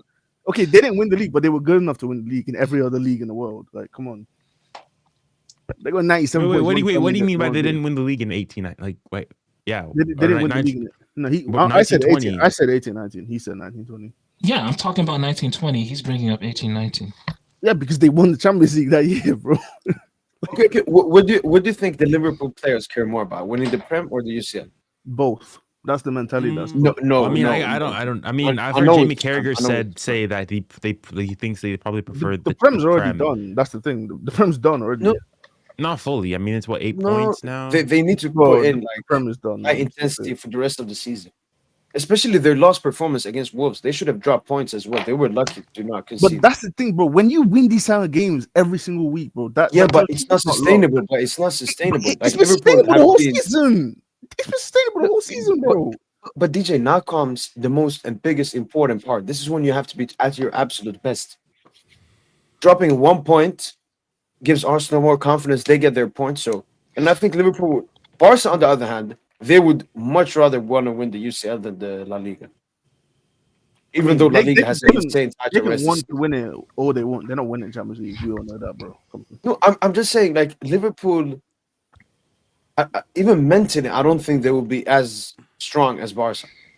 Barca would be out. Barca have been one of the most mentally weak teams in Europe the past 10 years, bro. How many times they bowled in Champions League? I know, but I don't look at past 10 years. Like this Barca side is the best it's been in the past 10 years. Like this is No, that's cat. That is cat. It's not true. That's not true. That's not 18, 19 was probably better. Yeah, than they were bro. better. They're 18, 19. No, 1819 was not that good. better. 1819 was Bro, just it was better. 18, 19, you had 1819 was just Pessy. exactly. You have the best player in the world. So how does that make them a great team? When You it was have just Pessy. You have the best player it wasn't just Messi. You have the best player in the world and a bunch of other really good players around him. Like No, it was just Pessy. it wasn't Stop it, just man. Messi. This team is way better than 1819. This team It's has not way scored better than 113 goals in 36 games. That's the best record. That's as close to. Okay, how many of Pep's those goals? Wait, have shut been up. won? Let me Yeah. finish All right, the point. finish. Yeah, They've finish. scored 113 goals in 36 games. That's close to Pep's 2011-12 Barca. How many team. of those goals So, are against Leganes and Real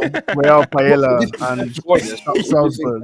You think Pep's 2011 team scored that? So you think the That's 1819 14 years team? ago, bro. You think the 1819 team is better? The team that was playing I didn't- Arturo Vidal and shit, and like, Respect. Bro, Vidal. Arturo Vidal And the low-key corpse of- underrated. Arturo Vidal low-key underrated. No, I don't Vidal's think prime. Vidal Yeah, was started. yes, It was he is Rakitic. underrated. It was But Rakitic, Vidal's Busquets. prime, everyone knows Vidal's prime was at Bayern and Juve. Like, stop But this. man. Vidal wasn't even a Like- star like that though. It was Rakitic, Busquets. Exactly, the corpse of Rakitic. Like, do you know Of how course, much? Bro, he was good. Rakitic was good. No in one 18. rated. No, they did not. No one rated Rakitic was Rakitic. good in Bro, 18, ask any 19, bro. Barca Fuck die you. hard. Ask any Barca die hard. They were done with who- that nigga from like 27. They were done. If there's with any that Barca Bayern. fans in the chat, tell me if Rakitic 18-19 was cooked, please. Bro, My just eyes ask don't any deceive Barca me, bro. fan. Ask any Barca fan, bro. Alright, calm, Like you calm, guys, bro, Phil is like my dude. Like I talk with him all the time. Someone says here, I'm a Barca fan, and 18-19 Barcelona was one of the worst Barca teams, but Messi carried them because of the promise. Now, if you're saying one of the worst, then I'm not here. That's This- crazy. this- That's a crazy take. This guy's an That's a crazy Espanyol take. Wow, fan. you He's guys a- are actually no. He's an like, Espanyol fan. I'm One sorry. of the You guys worst, are- you guys KJ. are- You have to admit, one of the worst is crazy. Yeah, he's an Espanyol. He must be an Espanyol fan. bro, that Barca team was garbage. Maybe They were playing he like scored- Semedo and shit. Like they were not good. Nah, Roberto was the star right about there. I mean, that's the same team that lost 8-2 the year after. No, it wasn't the same team. It was a very different team. That team had Kike Setien as manager. Come off it, bro. Respect Valverde, please. Yeah. I don't think he had that big of an effect. Like You're this telling Bar- me Setien, you can compare Setien to Valverde, bro. Setien No, I'm doesn't- just saying both Valverde and Setien barely had any effect yeah, on Barca. neither of Bro, them man. had. What Valverde- are we doing, dude, man? bro, How you everyone- comparing Valverde Valverde was to sleeping. Setien? Valverde was sleeping Man, during games. you man. exactly like you guys don't really know how Barca Bro, Valverde he- was. His He was tactic Mr. Met. his All he tactic did to was bore the give opposition to death. That was his tactic, bro. Valverde was just, Messi loved Valverde because Valverde just gave Messi he didn't put Messi on a leash. He just let Messi do Bro, that's whatever. tactics. And they were Let called Messi be Club de Messi. Amigos. They were called Club de Amigos because they weren't Bro, training at intent. They if weren't it training wasn't- intensely. Their I'm telling training you, bro, if it wasn't for their Jordi training sessions Alba- were super light. If it wasn't Like, for what are you Jordi talking Alba, about? if it wasn't for Jordi Alba, they would have won the double in 18-19, bro. Jordi Alba is the reason why they capitulated at Anfield. No, no, Valverde no. had the perfect. It was a host If it wasn't for Dembele as well, that flop, it's missed the City in the first leg. They would have beaten Liverpool and won the Champions League, bro. It's all Man, Dembele's your fault. Your troll game is I'm trolling. is not that Dembele missed. good. It's not that good. Dembele Yeah, missed he the didn't miss the chance City. He missed the City. He to missed the kill the City. game, Bro, and he was the reason. Him and Alba were the reason why they lost. I've talked about that Dembele miss. That's not even the point. The point is, like, Valverde was not a coach for Champions League nights for them. He didn't have It the was players all for it was. Champions League. They lived and they died by Messi. That He didn't team have the just players lived and for died by Champions League. Messi. That's why. Okay, then why are you saying that's one of the best teams? That team is. So Because you're saying it that team was is a- better than that team is not better than this current Barca I mean, team. They're not. This Barca team's not that good. Like, I think they can be beaten by. Okay, you can. Okay, that's fine. But that 18-19 team is not better than this current Barca team. It's just not. Why is this? Why do you rate this team so highly though? Like, what is it about them that you love so much? Bro, I just told you 113 goals in 36 What games. about Like, what about they're the? back. Okay, They're I don't care scoring at a about goals crazy against. rate. I don't care about goals against shit teams. What about How many goals did they put past Madrid? How many goals did they put past Madrid? Okay, no, they played No, well. but you could also go So, back like, to other okay, Barca wait, teams they that have- have smacked them as well. They have the like- most goals in the UCL this season, like 26. Yeah, and they scored 28. They scored 28 goals in the group that's- stage. How many have they nice. conceded? That's nice. How many have they Why are you conceded? niggas are What- actually making me defend Barca? Oh my god, man!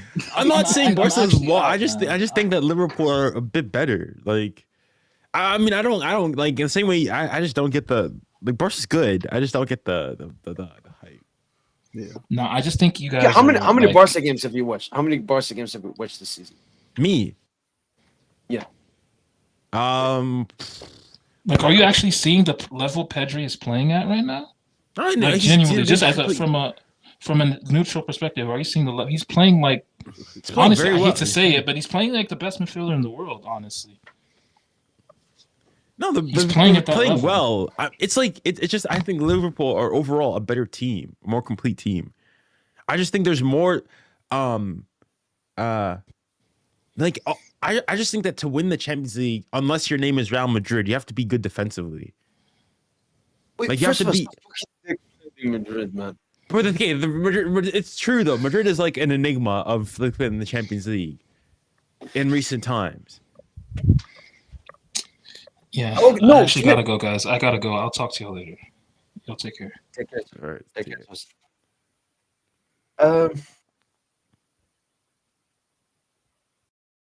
Okay, do you agree that wait, did we no.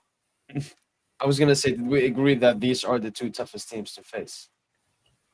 Mo, I've watched 10 Barca games this season. That's how many games I've watched. I know it's not much, but No. 10 is a good sample. oh, okay. Like, and from those games, like I've wait. Okay, so What's funny? no, it's just we're having a discussion like this. By most people, they consider like Barca and Liverpool to be the best two teams. And then you got it last season. This one by Phil looks a bit spooky. The bio one today. I don't know where you go buying from, bro. But you're laughing at me. Look at DJs. Look at DJs. What's wrong with mine? No, but like he's laughing at mine. I have Barca in there. You don't even have him in No, there. I love to, but he didn't have it. Mo, That's why you. I'll put money on it right now. If Barca and Atleti meet in a UCL tie, Atleti will knock them out. I'm being 100%. If Inter meet Barca, Lautaro might score 5 goals over 2 legs, bro. I'm being bro. Thuram at the back post against Balde. Oh my god. That's food. That's food, man. Honestly, bro. Real shit. So what team do you want then? But that's Barca. Barca. Barca. What team do you want more? What team do you want We can more? just counter attack. Liverpool. Literally, if we play Barca, we can just counter attack. Like if we play Liverpool, like I'm more nervous playing Liverpool. Like sounds I know good. what I'm gonna. I know what to expect with Barca. Yeah. Also, the English media, I can't be asked for them. Over 2 legs, one. It's jarring. For me, the first thing is at the beginning of the season, I always predict the Champions League final, and this year I predicted Barca PSG. So for me, I've always had that feeling, and we have a revenge versus Flick in the final too. Then I want to expose Liverpool because I don't think they're anywhere close to that. Okay, they're not as good as people say they are. Like whenever I've watched them, I don't think they've been that good. I think like Barca is a level above Liverpool. That's how that's crazy. That's crazy. That's crazy. that's how good crazy. Barca are, and that's how overrated Liverpool are, in my opinion, when I've watched them. That's So crazy. that's why I want to face Liverpool, because I would like to expose them. Especially Salah. This 50 GA stuff, man. Give it to me. Give it to me. Let's see how many GA he gets again. He'll probably get maybe 2, maybe 3 GA. Bro, that's pretty good. Like, He's Liverpool's. Yeah, but it's just that the team is built around him, and I don't expect us to like keep 2 clean sheets against Liverpool. So if they score if they score a goal, it's definitely coming through Salah. It'd be like a cheeky Gakpo header or Salah disgusting cross or something. But which team would you rather want to beat? It's the Barca, right? oh, yeah, obviously. Yeah, I would rather beat all the Barca fans and everything. I mean, you're saying Barca PSG in the final. I mean, Barca's not making it that far. The thing is, if they don't get us, they don't have that tough of a run. Wait, you think Arsenal beats Barca? Arsenal could definitely be Barcelona. Arsenal could definitely be, and I don't. The thing is, I don't like of the teams. I probably prefer Barca like overall as a fan. Like, okay, if I wasn't a PSG fan, I probably would have been a Barca fan. But, ¿Cómo está? Como how? Como estás? Como estás means how are you doing? But like, are you asking like why? Like, how is that? Is that what you're trying to say? Well, it's, I mean, Gracias. it's just like I was a Messi fan, and I like Neymar, and I like that MSN era. So like, it's just like PSG was the fact that I was French, and that in Canada it was very, very difficult to like watch. I didn't want to be like a Premier League fan. In the Champions League, like, you know, I like the way Barca played and whatnot. I like their stuff, but then, you know, as French from Paris and whatnot, but hey, I really do not like Arsenal. But I just like Arsenal could do some damage to Barca.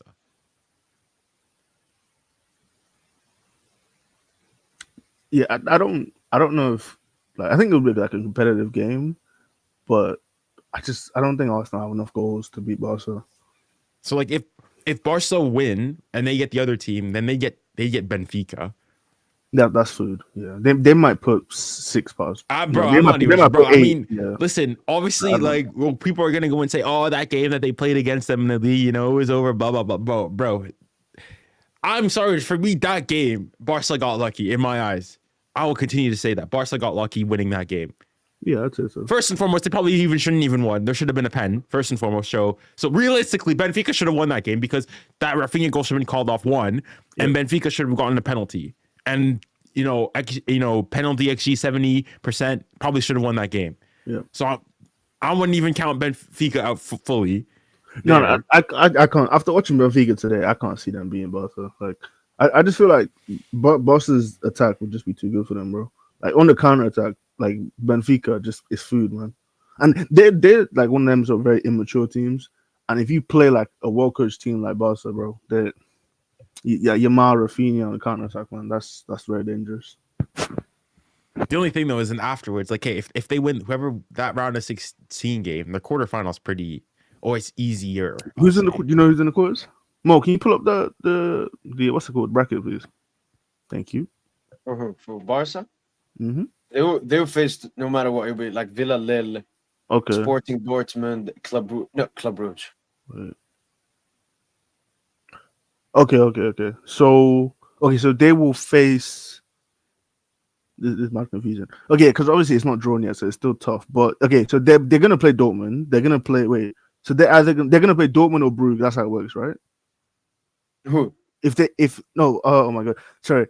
Okay, so they're gonna play one of 4 of Brugge, Dortmund, and then Villarreal. one of Villarreal. Okay, it makes more sense now. Okay, so That's I think they go through versus Benfica. right. Okay, that makes more sense. I just confused myself. Yeah, I think I would pick Barca against all 4 of those teams, but I think Like Villa could be interesting, but I think Barca should still win that easily. No, that's why I can feel the final. Like we have Madrid/City on our side, Yeah, that's not too bad. and Atletico Leverkusen. No, Yeah. Atletico or Leverkusen, Arsenal or Inter. Right. Like I really look at the sort of European landscape, and I don't really think there's too many teams. I just think like, oh, that we got no chance or anything. Like apart from Liverpool, That's the case. That's the case most years, though. Right? no, I think in recent years you've had some like truly elite teams. Yeah, Okay, because last Bayern, year. Bayern are not that good anymore. City are not Last, that okay, good who was it anymore. last year? Who was it last year? Last year I would have said City. Last year I would have said City. I would have said That's it. Like I mean, Real Maybe Madrid Bayern won- because of Tuchel. Inter as well probably after making the final. Inter got knocked out. Who did Inter lose? No, Did they get knocked out to Atleti? I'm saying going into it, like going into the Champions League, I would have said Inter were one of the favorites because they just made the final. I mean, Well, you don't agree? last. I mean, not favorite. I'd say they were like roundabout how they were this year. I mean, bro, you Like say last year, the only team I would go and say that like was City. City were like similar to Liverpool, but like Real you weren't doing all didn't- that. you didn't respect Inter's chances of winning the Champions League after making the final. I don't think they were like. Well, I mean, I will go immediately and say, how did they get to the final? Right? Like, I mean, I don't think they're like maybe a bit better than their chances this time around, but not crazy. Fair enough. I mean, I can't argue with your opinion, so that's fair. Because you go and you say like at this point in the season now, no. Like where was Inter last No, year? but I'm just saying, going into the Champions League at the start of the season, right? I would have said Real start of the 'cause they're season or Real. like this point? Because the thing, No, start of no, the no. season's too early. No, but like in terms of just your expectation of how the season is gonna go, that's all I'm trying to say. Well, I can't. I just put like my usual favorites, like Real, City, Yeah, Bayern. I get you. But like I'm saying, like this time, like it's. Yeah. I think Also, when Inter got drawn against Atleti, I think most people had Inter winning.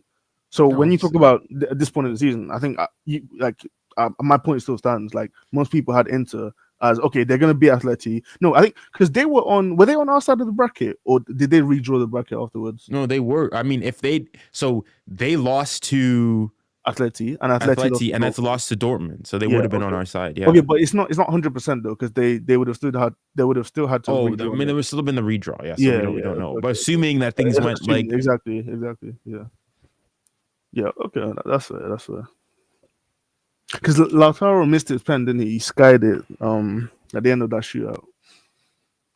Did that go to? I can't remember. How Yeah, it went went. to shoot. Yeah, I was watching. I was on one pod with my boys actually at the time. I was doing live commentary on the game. Nah, that was crazy, man. I mean, I just think bar like City recently. Is there like a team that you're like clearly it's like theirs to stop? Like they're winning this. This year, right? I just don't think there's many years where you've got one team. I think this year, Right. the fact that you've got the new format, I think makes things a lot easier to say, okay, this is then the best team in Europe because things you're playing against equal competition. The Like- big group. Yeah, the Yeah. whole one table thing. Whereas Yeah. previously, like you'd go and you see like that first half of the season before the World Cup, PSG looked like the best team in flipping Europe. That's a good point, actually. But I mean, first of all, it wasn't even a great Champions League campaign. First and foremost, This is Then 2023. yeah, 2022, 2023. Yeah. But then it's also like, well, you're only playing against pots 2 and 3 teams, so it's hard to get a gauge. That's actually a Comparing. very good point. Yeah, but like this new format gives you a better idea. Of Yeah, actually better who's like- gauge. right. The fact that Liverpool play Leverkusen, they play Real, they play. Did they play Atlanta? I know they No. played Leipzig, and Leipzig weren't great in Champions League, but Leipzig are like a decent level of team, and they beat them all. So it gives you an idea of how good they are. And obviously, same with Barca because Barca beat Bayern. they beat Bayern. Yeah, I think that's pretty much it. No, who else they beat from pot 1? They beat Dortmund. Were Dortmund pot 1? No, No. Dortmund weren't pot 1, were they? No, they were because coefficient. They would have been pot 1, right? Because I think their coefficient was higher. Isn't that how it works? Hold on. You want to see Barca's games? No, I'm just saying like who would Barca be in the Champions League? That's what I was trying to say. Because in my opinion of Liverpool is formed from the teams they've beat this season. That's what I'm saying. Let me look at their games.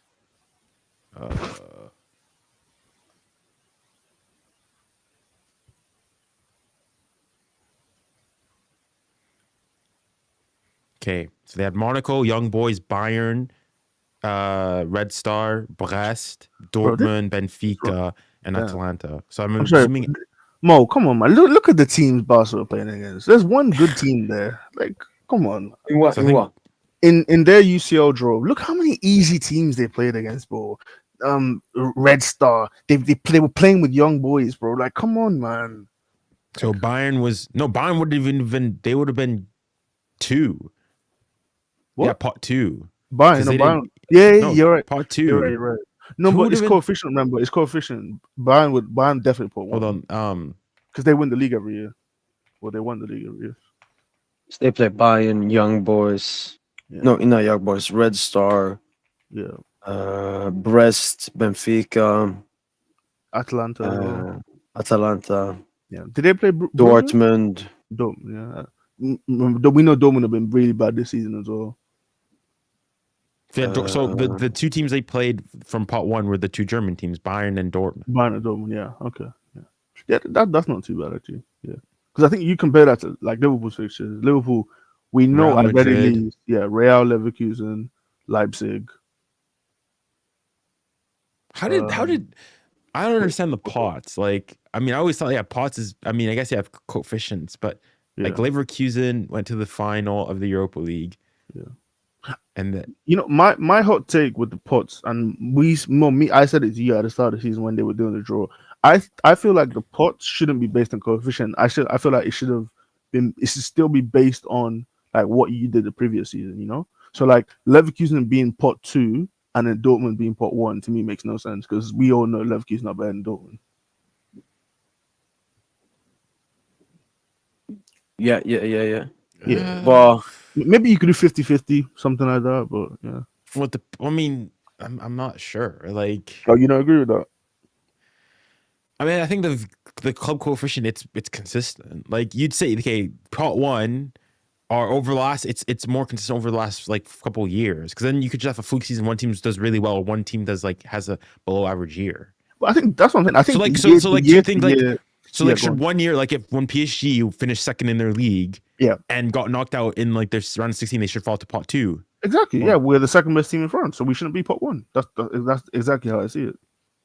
I mean, Real Madrid should have been pot. Okay, but I mean, they won the league. They won the league. Well, not every year, but like, you get what I'm saying. Like, why on earth are Dortmund pot 1 and the team that just won the league unbeaten are pot 2? That makes no sense. Just because of what they did 5 years ago, like like Arsenal were drawn as pot 2. Yeah, and then you had like Arsenal aren't even the best example. I think Liverpool would have been pot 1. But Liverpool were pot 1. but Arsenal had finished above Liverpool the previous 2 seasons. Yeah. Barca are good. DJ tripping. I didn't say Barca aren't good, bro. I just said they're not as good. They're not as good as Liverpool. But I'm probably tripping though.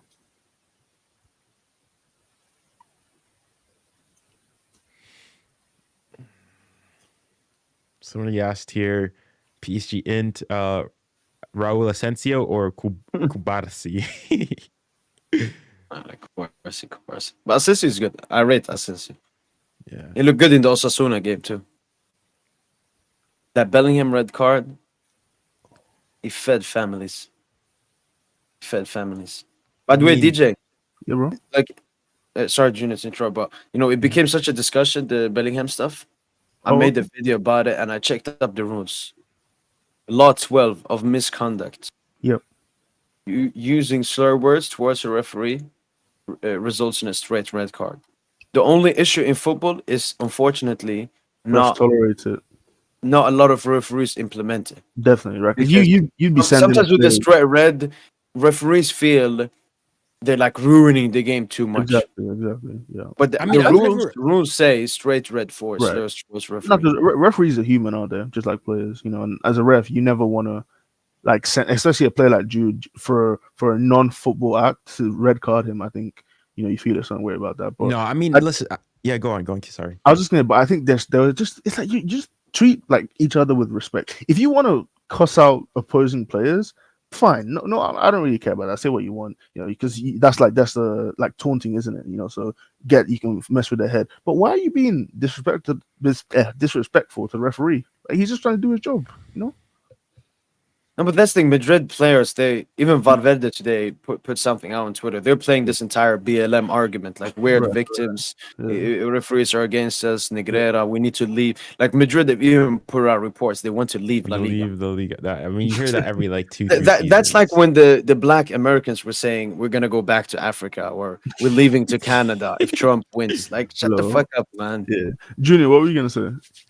I was just gonna say, like, I mean, I heard the ESPN or even like on CB. It's just like they're like the excuses.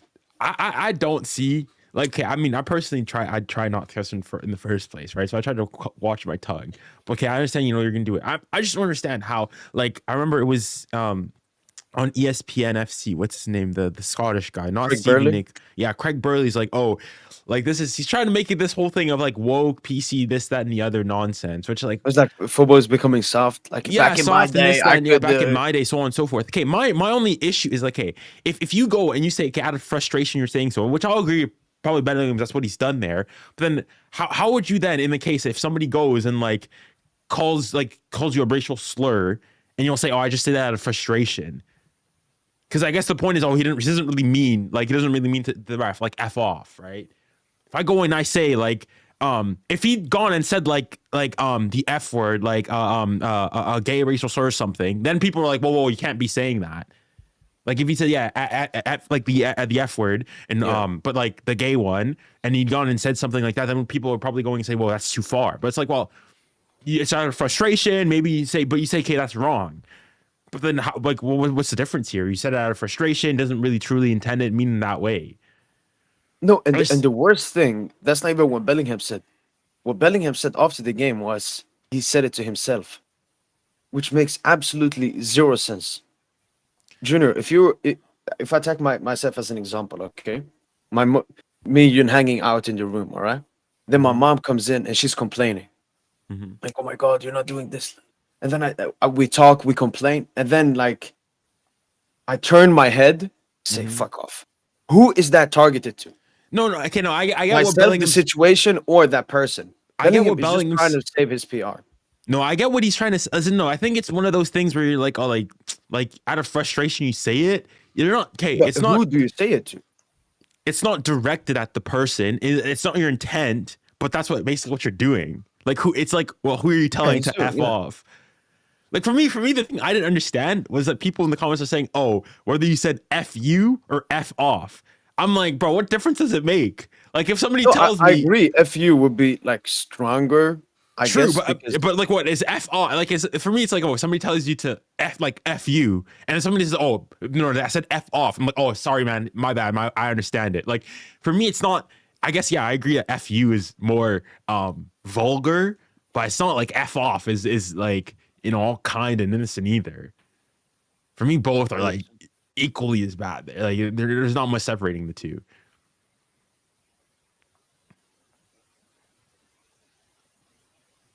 No, he deserved this, especially because he tried to track back and act like he's still an angel and girls love him. And what a scumbag, man! What a scumbag. Like that's one thing I can at least respect with Mbappe. He would never do that. Why? Because he's not stupid. Mbappe is not stupid. He knows. First of all, it's bad PR, Junior. His bad PR is going to be picked up by lip readers and everyone. Second of all, it can lead to something detrimental like that. But I'm happy Bellingham got humbled, man. He definitely needed to. And that he did it in the Atletico game and didn't even get anything for it. Yeah, no, that Atletico, that's crazy. That's a crazy one. That's crazy. Like, low key, I think he should have gotten red for that. And the other one, you could say, okay, that's probably a bit harsher. Going on the balance of things. Because that one, he said that one, there's no distinction. We heard it loud and crystal clear. F you.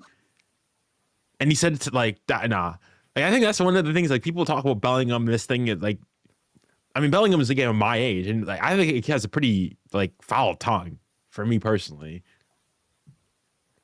No, not raised well. Not raised well. Just like the other kids, Yamal and. Have you seen Yamal started diving?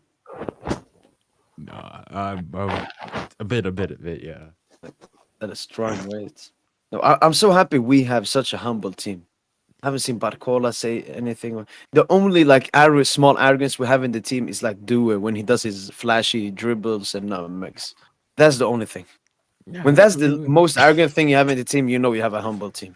Look at Dambuz, our main man. Most humble main man I've ever seen. Oh yeah, that's actually another. Oh, there's a really recent YouTube video that came out from some YouTuber called Baloo or whatnot, basically like interviewing the PSG like French players. It was like talking about like things like fashion, this and the other, and like people keep mentioning it a lot. I keep hearing it's like Dembouz ever since like he got married and has a kid, like he's really like as I've been saying, like taking football seriously. Like he's no longer the obviously like because even like I heard it like people talking about even like with the French national team you were mentioning like now the next time they go to the national team it's gonna be like he's not gonna be some bystander for Mbappe and whatnot. He'll be like, bro, I mean I'm serious here, but like with the form he's coming in with and everything. Exactly, I hope the media stir it up. I hope like they ask Dembuz like who's the main man. No, they won't. Dembuz is humble. Dembuz will say, "Oh, bien sûr, c'est Mbappe, bien Mbappe." But we'll see. But like, because he's always been known sort of as the jokester and as the comedian, which I mean I still think he is. But I think like now with this thing, I think he also wants to be taken a bit more seriously though at times too. But like yeah, he's taking his thing seriously, etc. So on and so forth. No one. I think it's more than just football. Like I think when he got married, he starts taking life seriously, and that obviously indirectly includes his job, football. Yeah. I couldn't that switch from Mbappe. Mbappe, I'm still remembering when he paraded around Monaco. I still have that in my head, man. I was heated. He dropped a stinker as well. I mean, dude, I'm not sure if I came on the pod then. I was fuming though. I think I was more mad I than think you. Yeah. I was more mad than I was like this guy like they should like low key shouldn't like can't serve him the captaincy, shouldn't play for the club anymore type stuff. That was outright disrespect. Like yeah, that was crazy. Now thinking about it, we should have just kept him in the loft when he made the agreement. If we lost to Dortmund, we lost. I mean, he was still important. He had some pretty important goals still. Sociedad, yeah. I mean, Barca, Sociedad we would have beaten Barca with that. Man. I mean, Dembuz would have taken the pen instead. I'm not sure if he's scoring. But yeah. By the way, I asked a poll in the chat. Only 26 people have voted, but they voted 65% Liverpool, 35% Barca. Then who's better or like what was the who they want to face? They want us to face Liverpool. No, I think like Barca, we played Barca quite a few times, so they probably just want something a little bit different. Yeah, and that's why I don't want to play them again. Like we played them pretty much exactly 1 year ago. Right. No, I think that's definitely part of it. Just something a little bit different. Bro, I don't flipping care. But, I don't care. I want, bro. For me, eye on the prize. How we get there, I couldn't care less. For the first one at least. The second one, okay, then maybe you want, I want to, see like if I'm a PSG fan, I'm on the road. I want to go to these big cities, bro. If this meant playing Brest, Monaco, Benfica, these bum teams, but we win the chance, I don't care. Like in French, there's this saying of winning and then winning avec la manière, like winning like with the play, like with good play. I just care about winning right now. We can worry about how it's done, the details afterwards.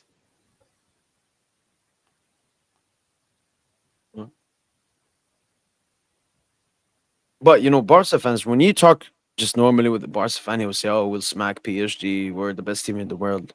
But when you genuinely talk with Barca fans, I've gotten some DMs about it. They don't want to face us. They don't want to face us. I was watching Barca Vallecano yesterday. It wasn't the best performance from Barca, but their high line, we could strip them. And that's why I don't think Flick will play as of a high line against us. It would be suicidal. You can't do that against us. Of how mean, good there's- we are possession. But do you even know when this whole Barca, like, when is their stadium gonna be ready? I thought like Camp Nou, it will not be ready this year, this season. really, I heard like rumors that they were gonna unveil it for like the El Clasico. That's what I at least said earlier on in the season, but I guess things have changed. I think like some small postponements and so on. Let me see. There were even some reports like fights ongoing at the stadium. No, that. So on the January 28th, yes, El Clasico we played. Okay, so yeah, so I think they will open it, but it won't be like fully. Done. Maybe half of the stadium can be filled and so on, and then it will be fully ready for next season. But yeah, as you said, yeah, El Clasico will play there, but all of their UCL games will be played at the Mandzukic. Because they told me UEFA rules, you can only play in one stadium in the knockout stages. So you got to stick to the same stadium. And Camp Nou won't be ready for the second leg in the round of 16. So they have to play at that one. Oh, speaking of stadiums, I mean, I actually got from one of my my like university projects. I've got talking about like PSG, the rumblings of staying at the Parc des Princes or leaving. I mean, I think I have got an idea of what you guys might think about it. Whether we should stay or leave and the whole situation surrounding it. I just trying to like get the. I guess I'm trying to think. What's the strongest case you think we make against? Why? Like I would assume that most you guys are probably like, okay, it's probably time we go have our own stadium, bigger stadium sector, so on and so forth. But what would you say is the biggest like steel man the argument against it? Why we should stay at the park and under the current like how things are? DJ, you want to go first? So you're saying my reason why I think we should stay? Or I mean, unless like but depending on how you fall on the matter, if you think that like Okay. no, we should stay Okay. or like yeah. Yeah. So I think for me, ideal situation is we do stay because been there for so long and everyone sort of sees it at home, and it's obviously a great, very nice stadium. I think ideally you stay and you just expand the stadium from, I think it's 45, maybe move it to 55, maybe even 60. And then maybe in the meantime, we play at sort of another stadium for however long it takes to build. Yeah, like Stade de France or something. Exactly, like started from like Tottenham did when they were building their shit bowl. I think that would be the ideal situation, but obviously we know what the situation is with the sort of the mayor and the the government and whatnot. So they're unwilling to let us sort of expand the stadium. So I think if we can't stay, obviously then we need to move. So yeah. I don't know if that answered your question, but Yeah. So like the history, I guess that's what I history. thought. Yeah, history. Yeah, pretty much. What about you, Mo? Is it sort of the same? So where's the question again exactly? What was the incentive? What's the best number one incentive to stay at the park? Yeah, what would be like the biggest argument in favor of like not going somewhere else and staying as things currently are? Just like the cultural vibe. Like we've had the Parc des Princes ever since 1972. No, 1975, 1976, ever since it was built. And I mean, that's where the ultras have gone all the time. That's where all the memories have been created. And it's always a huge risk building a new stadium because that would be not the stadium of the memories and so on. And then when you get a new stadium, it may feel robotic, Junior. Like it will look good. It will feel good. The grass will be better. The seats will be better. But it's about that vibe. Mm-hmm. And then also is the distance. The potential new Yeah. PSG stadium will be like 20 kilometers away from central Paris. Yeah. Because they want to build. I think the main reason they also want to leave the park is because it's not just about the stadium, Junior. A lot of the new owners now, they understand that you have to maximize as much profit as possible. So they want to build like a mini city Yeah, sort of like what City around have. the stadium. Yeah, with like shopping. Yeah, City, like if you go to, well, what they have, they've sort of developed around it. So like at the Etihad. So like having, I think Real Madrid's sort of done that. Like they've got like shopping centers and whatnot, and like make it more of like an experience, not just like you go to the game and Exactly. you leave. Exactly. It just maximize profits, especially because they're focusing more on tourists than locals. All the major clubs in the world. But in terms of, like, I know it's gonna happen, so I try to see the positives in it. We'll get a bigger stadium. Hopefully, we can have crazy atmosphere there with it being even bigger and better. It would generate the club more money. Like, it's only better for the club. It's not better for the fans. I mean, it's better for like Chinese tourists, maybe. I mean, I think for me, the biggest thing, or I think from what's stopping the club is more so it's the fact that the mayor of the city, they don't want, because right now PSG are like they're leasing the stadium, they don't like own it actually, and I think that's, well, at least on paper, that's what they want. They want to like buy it out outright, but then the mayor of the city is saying no, the Parc des Princes is like a cultural icon to, you know, people of Paris, and we can't have it in, you know, And the it's sold to Qataris. yeah, so which, I mean, I think it's already pretty hypocritical because like a lot of like buildings in Paris already down, I was like, it's already owned by the Qataris, which is like, Yeah. all right, fine. And the thing is, like, it's not QSI that will own the stadium. It's still PSG, which means Yeah. if QSI sells PSG, stadium goes with it. So Yeah. PSG still owns the stadium. Yeah, So it doesn't make any sense. The things, Junior, I think Nasser is happy that Anna is doing this, because if she didn't do it, he wouldn't be. Because I think from the back of his head, he's always wanted to move, to build a brand new stadium and do exactly what he wants. So I think he's happy. I There mean, was you even know, her council. They did like a vote, Junior, mhm. and they voted for to sell it, but she vetoed it. She's stupid. Like I've never seen a dumb. I mean, there's gonna be no, there's mayoral elections coming up soon in Paris, so there could be a change of government there. The No, only but I think Nasser's already made his mind. yeah, he's already said that. Yeah, they've left them with no other choice.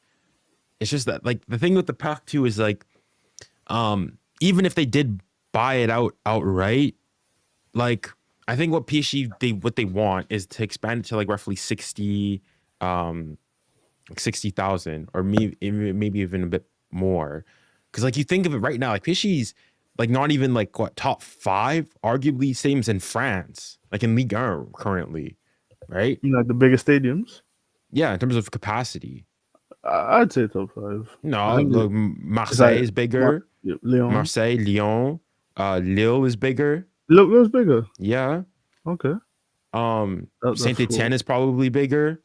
Saint Etienne have a big. I didn't know Saint Etienne have a big stadium. Saint Etienne is Saint Etienne. Let me search up stadium capacity. You just do average attendance. French, you have Marseille. Okay, no, maybe roughly the same you have size. Lyon. So only Lyon and PSG have a higher attendance than PSG. Yeah, so Saint Etienne's smaller, so it's 42. You got Lille here. You got Arsenal, 37. We're wishing Nantes, Saint-Etienne, 26. It's also about filling. Like Right. PSG, we average like we completely filling. Right. I think to be fair, I don't really think there's like a culture of massive stadiums in French football the same way you have in like Germany or something like that. Yeah. So like the biggest stadiums in France, or the Stade de France is the biggest at 80,000. Stade Vélodrome at 67. Yeah. Then it's Lyon at 60. Then it's Lille, Saint-Pierre, Mauroy at 50, and it's PSG at 47. Right. Okay. All right. So you're talking max capacity, right? Yeah. Yeah. Okay. Okay. I mean, these are what you said before. Like, if you look, here's the top 16. You only have one French team. Right. Then you have a lot of Germans. 5 German, Right. 3 Italian. I mean, the same stadium here. Right. And then England as well. Yep. France, out of the top 5, has the lowest football culture. A lot of it has to do with the yeah. I mean, because France has so many other cultural stuff. They have art, they have wine, they have Notre Dame, they have Eiffel Tower. Like that's, if you go to Paris, watching PSG is a side piece. If you go to Madrid, watching Real Madrid is the only piece you can get. Right. It's irrelevant city apart from that. And like as I was saying earlier, like you see the amount of German stadiums there, you know. Yeah.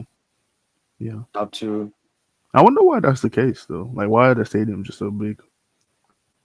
Because I think there was a thing about like Schalke getting 50,000+ a week playing in the Second German division. Yeah, second division. But like I'm just like that's crazy when you think about it. I think it's just also the way the clubs are structured in Germany as well. With the 50+1. Yeah. Yeah. look, the San Pauli. Yeah. I think they're in the second to the Gamoda, Rennes, Fulham. What is man? What are you looking for?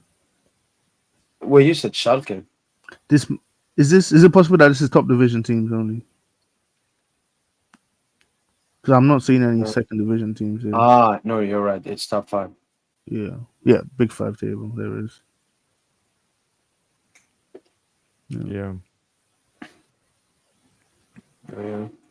I mean, yeah, the only annoying thing is that, the pack, you can't really, because of how it's structured, you can't really, like, the cocoon, it's concrete. So you can't really, like, even, Wait, what are other stadiums made of? No, as in, like, if you see the back, it's like cement. Right. Whereas, So like, it's harder to break. as in, it's harder to, like, because of the way Remodel. it's structured. Yeah. You think of, for example, like the Camp Nou, like all the outside, like they took all that down. Okay. You couldn't really do that with the Pac de Plans because of the cocoon shape it has. It's a very So unique shape. you think it would cave in if they had to do that? No, as in, like, if you want it, you have to take out like the whole stadium. Like Okay. you have to So, like, demolish the entire thing right. and So like build it new. what stadiums in like the world or something? Could you give me an example of a stadium where like it's easier to remodel? Like look if you look at like Camp Nou destruction, like, or how they took it down. Yeah, go on.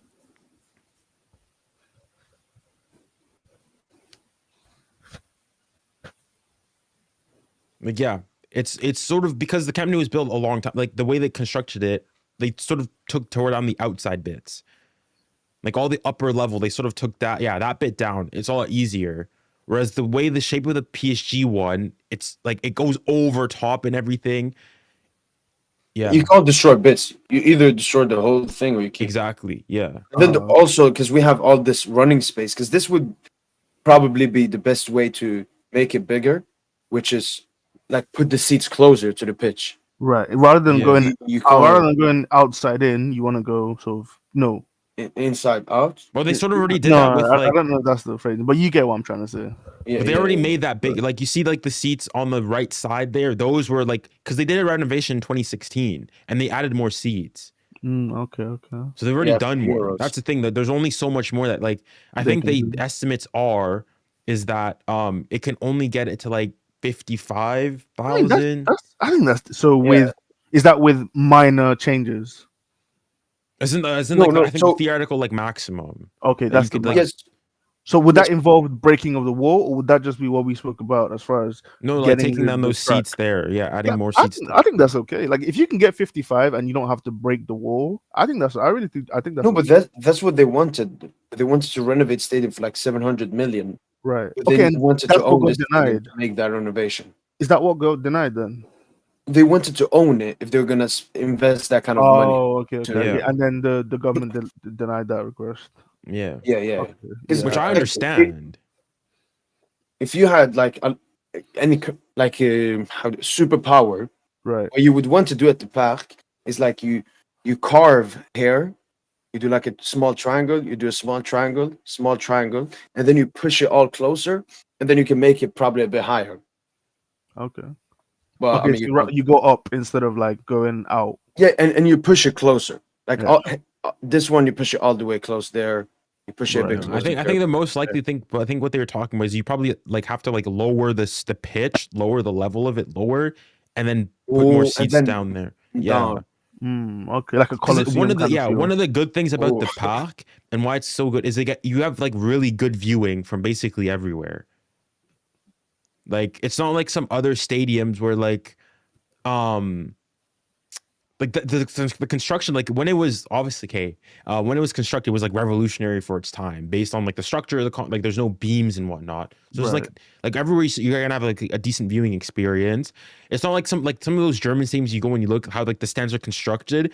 Like yes, you're very sort of on top and it feels like menacing, but like viewing experience is like It's not as good. iffy. Yeah, it's not as good as everywhere. Oh, I didn't know that actually. Yeah, Okay. like the podcast, like some of like everywhere you go, you have like very good viewing experience. Right. That's actually one thing that's interesting is like having a massive stadium isn't always a great thing because like for the more seats you have, the more bad seats you also add, if that makes sense. You know, so like in a stadium, if you have like a 40,000 seat stadium, you might have 500 not great seats. If you have a 70,000, that might go to 2,000 bad seats, you know, that sort Well, of I thing. think that's more so how the stadium is constructed. So if you look Yeah, at yeah. if you think of like Olympic stadiums, they're actually pretty constructed pretty well because you have Oh, a pretty good really? viewing. Yeah, Okay. like if you just think of like how like if you look at this image of the park, how it's very like wide open and whatnot. Compare that to like Dortmund's stadium, where like at the park, like when you go there, Mhm. when you play at Dortmund, like you feel like the fans are on top of you, like literally on top of you. Here at the park, like the fans are like it gets loud, yes, because of how the shape of it and it keeps the sound in and whatnot, Right. but they're not like literally on top of you. It's more about like the incline, right? So Yeah, like the Dortmund incline. Arena is more like this, whilst Park is more open. Yeah, Like this. exactly. It's more like a Okay, fishbowl. okay. Like yeah, it's more concave. than Okay, so this. like you're saying like the sort of the square sort of stadiums aren't as Yeah. good a viewing So if you experience. think of this, think of like an Old Trafford, like even like the Bernabeu is sort of almost more like that, where it's like really like on top. Okay. So can I ask like what is your sort of favorite like views from stadiums you've been to? I mean, I haven't been to many, but You I haven't mean, been to too many. no, I've been to the park. The park is really good. Where did you see? So where did you sit? So like more sort of closer to the pitch, or were you high up? Um. Okay, so I went to the park last year to watch the Dortmund game. Yep. And you see where Mo, if you like, keep going to the left, left, up just a bit more. I was about there. That's what you When said. I- How yeah. was your view? Was it It good? was like I could see everything. Like I could see everything Okay, was good. Even though like I was in like the nosebleeds, like really high up. Right. And then I won another game. It was for you guys remember that it was the game where we played in black. Neymar like dyed his hair pink. Yeah, I remember it was against Montpellier, I think, if I'm not wrong. Yeah. When Yeah, he I was got yellow for that. for flicking the. I was there, and I was like, okay, I'm trying to think. Usually the fans, like the opposing team fans, are on like the middle there. That picture, like on the corner there, on the left. Yeah, there. I think those are where the opposing fans typically are. If I'm not mistaken. So I'm trying to think which one is the Otay. Otay is like the nearest one, whereas like where the ultras are, if I'm not mistaken. I think. Either way, but I was like on that corner there because I remember on my left I had the opposing fans. I had the Montpellier fans, and he was there, and he had like. It's a corner seat. It's not like the best seat, but like I could still see like most of the things. Like the podcast has like very good viewing. Yeah, I was here. Right behind, but you weren't with the ultras, so you're on the other side. Oh, yeah, all the way down. I had like this. I had the best like breathing space for my feet as well. Oh my. Yeah. Now the pocket, it's a great stadium. The only thing too, though, it's like it's like also like kind of dated. I mean, I'm not sure. I'm probably like. No, I like that. I would say the main negative thing about the park is the size. Like we have outgrown the size of the park. It's too big. It's too small for how many people want to watch PSG. Yeah. Compare this like what Madrid go at 90K, Barca 100K. 80, We got what 48K. Yeah. We're bigger clubs now. Like we actually had the highest revenue in the 22-23. I don't know from 23-24, but we had the highest stadium revenue. Mostly because we have also a lot of VIP seats. Yeah, that's true. And That's the thing. Yeah. It's covered, so Wait, hold on. What did he say? He said, I was at the LSG versus Real Madrid game in 2022, the worst stadium ever. Swear. It's so far away from the field. I'd rather rip my ticket instead. Oh. Yeah, that's like one negative thing. I mean, yeah, you're further away. True. Yeah, but I think it's it's not the worst thing. I mean, I'm not sure how like you guys. I personally like maybe I'm contrarian. I actually like quite like sort of modern architecture. I like I know it's very like countercultural to like just dislike anything modern. Like I like for example like the new Madrid city. I think it looks pretty cool. A lot of people don't like it because they all like sort of look all the same and whatnot, blah blah blah, so on and so forth. But like when I think of it too, like uh, when I think of like I don't know, like like Stanford Bridge and like Old Trafford, they also like kind of all look the same too. I don't get like the argument there. I just like the Spurs Stadium. I think it looks pretty cool. I wouldn't mind having that at PSG. When you said modern architecture, I thought you meant more so like interior design and sort of the way houses are being built nowadays. I didn't know you were still on the point of football stadiums. Oh, I mean, like I guess the thing of like glasses, like people don't like glass buildings everywhere and everything. Is what a lot of people like. Yeah, I get you. Yeah. Okay, so when we talk about like modern stadiums, right, we're looking at thingy. Obviously, Tottenham's one is one. You Like guys new know ones, which one. Yeah, newer ones. That's I'm trying to think of newer ones. like Emirates is a bit new. No, It like makes they've feel done work to like make it like newer and stuff, but I don't think it's what almost 19, 20 years now, isn't it? when did we Is it 19, 20 years? Like 17 maybe. 2006? Yeah, so that's 19 Yeah, that's years not pretty. ago. I mean, that's like I was 3 years old when it opened. I'd Right. say that's not new. Right. I think also when you talk about the design, I don't think the Emirates is like that Oh, modern. the Allianz, the Juventus one. Yeah, I think that's one you can probably look at because Oh, they did okay, some it's Bayern renovations. Stadium, not like that. It's actually like fairly. Hold on, Allianz Arena, like the Bayern's one.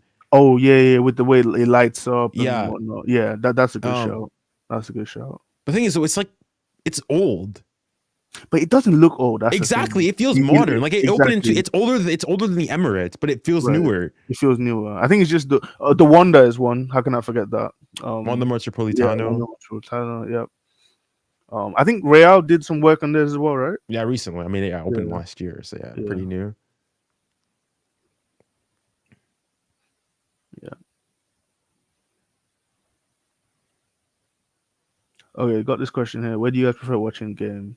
Honestly, I think like I like the match day experience of being in a stadium, but from the viewing experience, I much prefer being at home because I can get like replays and whatnot. Yeah, And 100%. yeah, because like I Well, think it's like, no, go on. I was just gonna say, for me, going to the stadium, it's more of like an occasional thing. Exactly. Yeah. I would even if I lived in Paris and everything, I would still watch like 95% of the game, and then once in like 2 months, I go there for the vibe because the Right. vibe is insane. Yeah. The vibe is insane. Celebrating goals. Singing the I've only been song. there once, so I've never. Junior, you were there for the Dortmund game. I don't know how it feels to be there for a Oh, defeat. nah, okay. Probably I was I disgusting. mean, I'll tell my experience. So the thing is, I actually got like I've vlogged a lot of it. I just like I have footage from it. So I went to the Dortmund game. If you remember the Dortmund game, the game after was the Marseille game. So I was there, stayed way afterwards, and like people were celebrating, like taunting Marseille and like saying the chants and whatnot. We're gonna smack Wait, you were them. there at the group stage game? Yeah, the group stage game. No, I thought you meant the No, knockout. no, when we got it's knocked not out. good. Yeah, that would have been rough. That would have been rough. I was there like our first game of the season when who happened? Mbappe scored a penalty and Hakimi scored. Hakimi. Yeah. I was there that game. I was great experience. The fact, honestly, it's a really good experience. Like, yeah, this viewing bed is annoying. Like, I think like it's bizarre. Like things like VAR, for example. Like looking back, we are able to go and see like, oh, here's what like they're seeing. The thing is, depending on the stadium, like they'll just say VAR in progress, but you can't see anything. So you're clueless as to what's actually going on. Yeah, that's something they have to change. I've seen Well, in the thing some is, stadiums in MLS they're doing like microphone on the referee. Yeah, mic'd up refs. Yeah. yeah, Mike I up think, refs. like, honestly, I don't go to that many games with VR in it. So I go to like commentary games and championships. So obviously there's no VR there. But like when I went to the Emirates, it definitely did feel weird because like you said, watching at home and you're like you can see a million replays and all that, and you're like, okay, I see it. You hear the referee giving their opinion, shit like that. But when you're in the stadium, you're almost like you're part of the event and you're also reacting to it in real time in a way. Yeah. Yeah.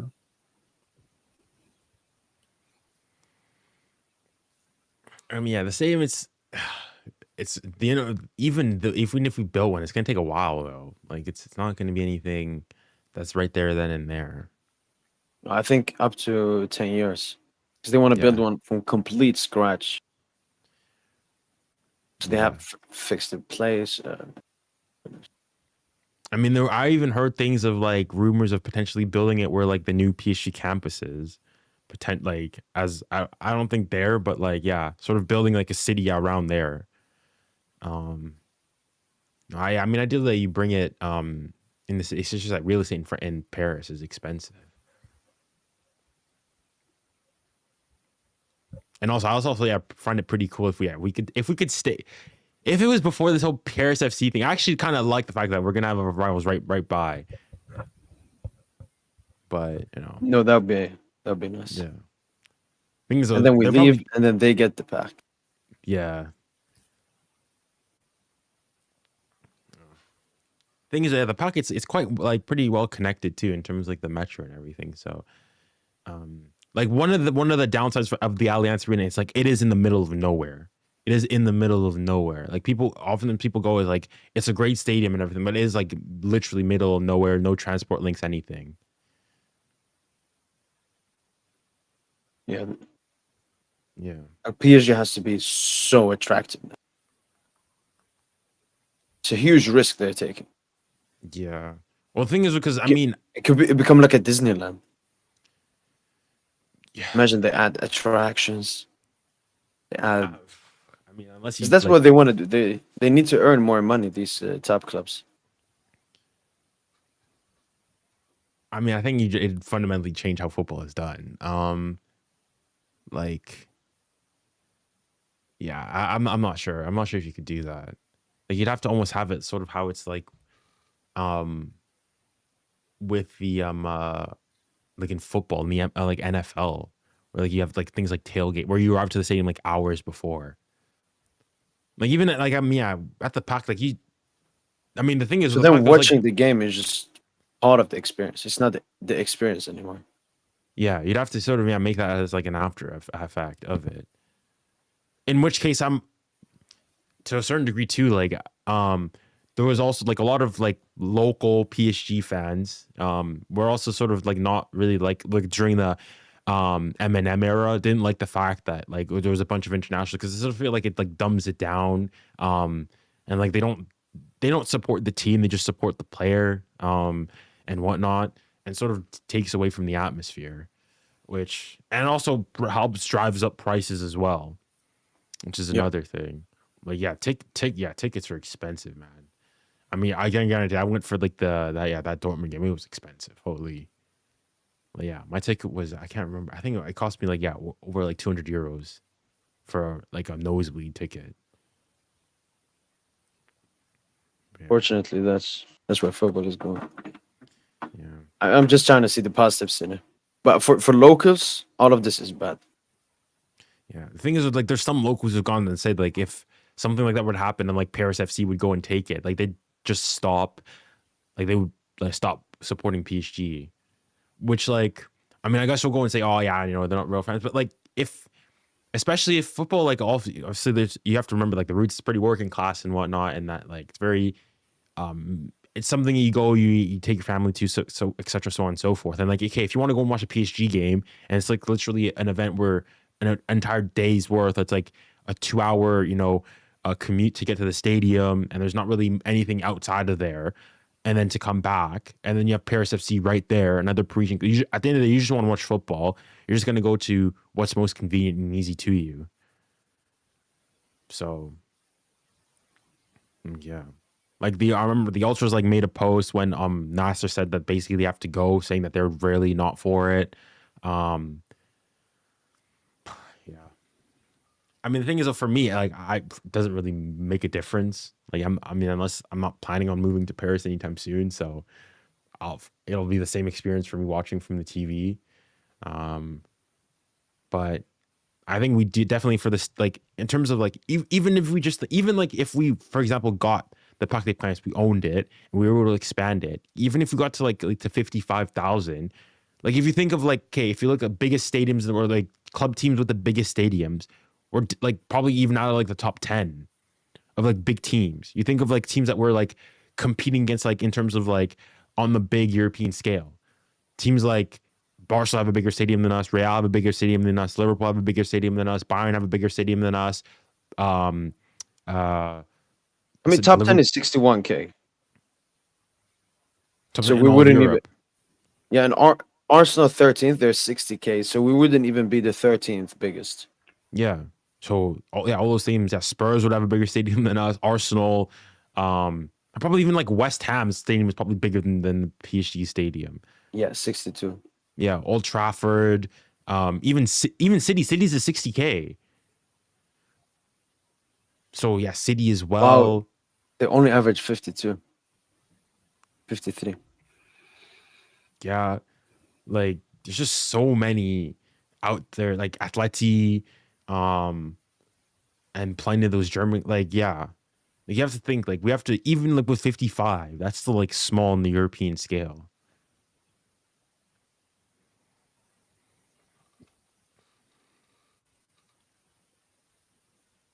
But yeah. What's your guys' prediction for tomorrow? I feel like we could. I don't want to see this, but I feel like we could take our foot off the gas a bit. I think like 2-1 to PSG. I'm going with 4-1. I'll go That's what I said. Yeah. 1-1. Think we're gonna draw. No, I think we'll score. I feel like there'll be more goals than that. I'll say 2-2. I think 2-2 because I think Brest will really go for it, and I can see a situation where we're up, 1-0, 2-0 maybe, or even 2-1, and then we sort of take some guys off, and then Brest sort of try and go for it towards the end.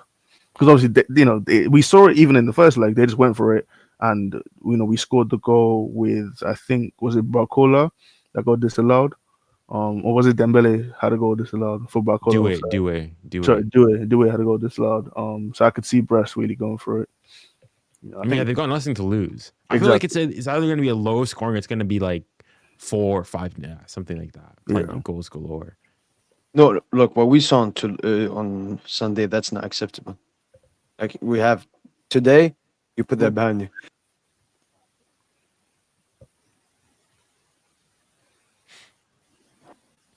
So just because of that Toulouse game, we can't leave without scoring 3 goals. I'm gonna be disgusted otherwise. And Brest will be open. I mean, they got nothing else to play for. So yeah, I mean, the tie's already realistically done. So might as well go for it. Yeah. I mean, it's unfortunate, we're gonna have only 2 French teams to make it through. Let's see, that'd be.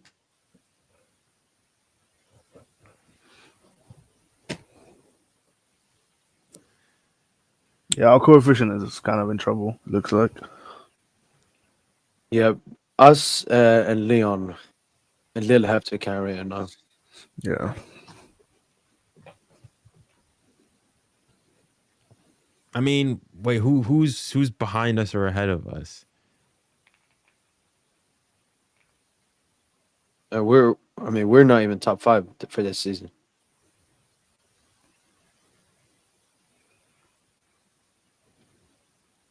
Like as a club? No. Well, are you talking just about us this season? About PSG? Yeah. Okay. PSG are 5th. S- Yeah. We're So it fifth. goes, yeah, Real Madrid, City, Bayern, Liverpool, PSG, Inter. We didn't even make top 8, and we're fifth. Well, because coefficient, it's also based on how previous campaigns. Oh, you're looking at that. No, just Yeah. Current season. yeah. Season. Oh, whoa. 2019. You need the iPhone 53 Max What's going on? just for this season. Because it's also, Europa League, Conference League clubs and so on. Not Conference League. Yeah, okay. That's too low. So, like, Chelsea's the best Conference League team, I think. They have 16K. Yeah, I think they won every game. Stat pad as well. So, I think, yeah, we're there, and we just need to climb up. Dang. A lot of climbing up.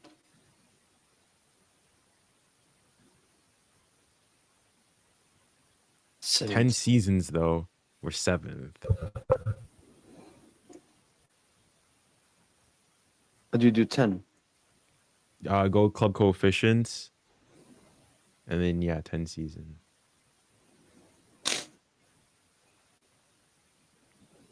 Ooh, Atleti. Overtake Barca soon. We're close. So, yeah, so these are the best 7 European teams in the past 10 years. And PSG, Atleti haven't won one.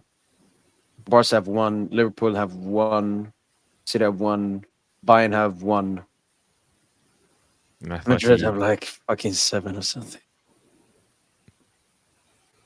in case it's case. So they won in 15-16. Yeah, they won it.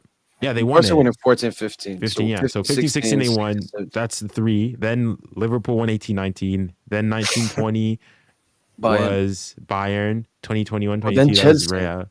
That's Chelsea. 2021-2022 was Chelsea. 2020 no. Yeah. No, Madrid. Madrid 2021-2022. City, Madrid. Madrid. Dang. 5. 1, 2. 5 Champions League. That's crazy. Zionist team, man.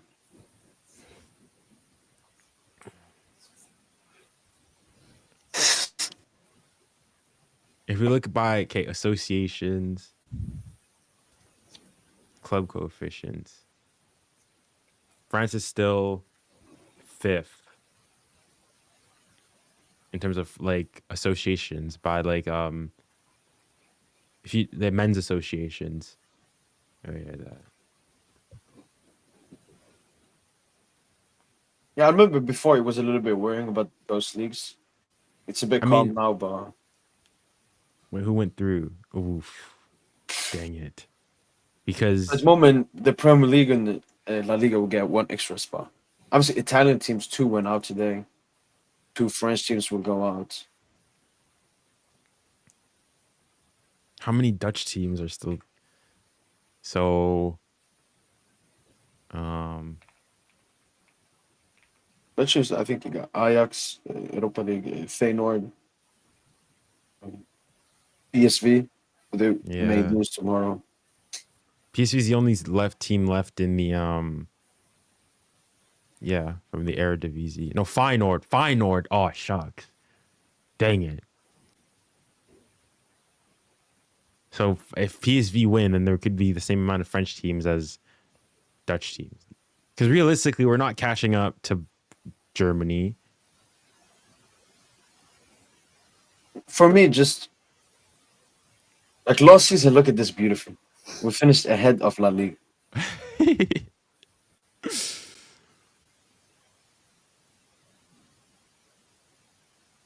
And you can see here how many teams are left.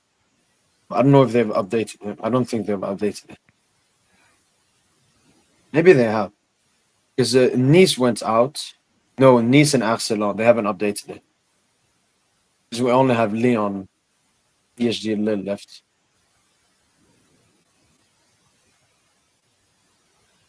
So Brest and Monaco out.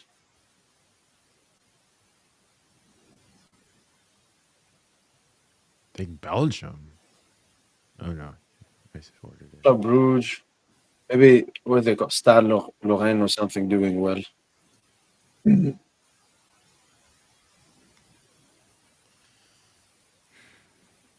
Oh, and there's also Benfica.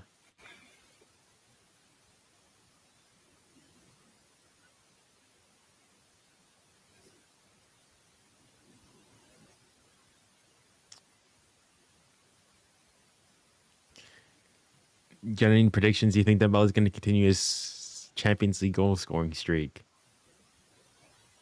Yeah. Yeah, he should do. At least one. Because he didn't start at the weekend, so you should get decent amount of minutes.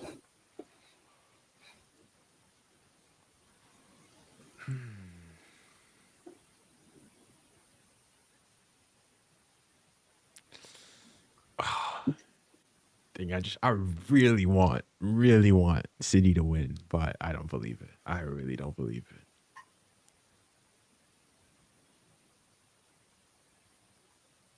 Yeah, I think it's done. I want to show this video. Do you guys remember when Company, like before? I think when he lost to Barca, he brought up like something about his family, Congo, and so on. He did it again after this game. My dad was born in the east of Congo, and it happens that my grandmother is from Bukavu. My dad was born. Why is he saying that in the press conference? Because of the conflict there with the Oh, Rwanda. okay. All right. Wait, what conflict? You know the Rwanda, they're taking like minerals, rare earth minerals in the east of the country. I think that's why he's mentioning it. To like bring awareness to it. I mean, it's not talking about. But yeah.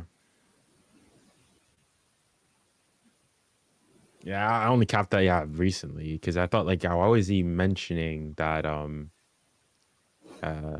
it.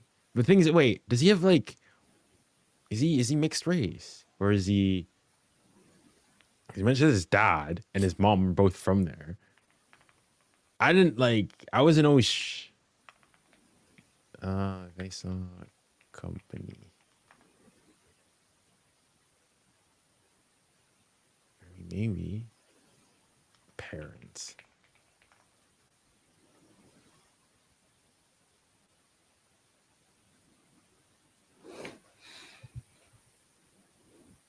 Yeah, I think just doing a Google search says his mom was what, from the looks of it, his mother was white.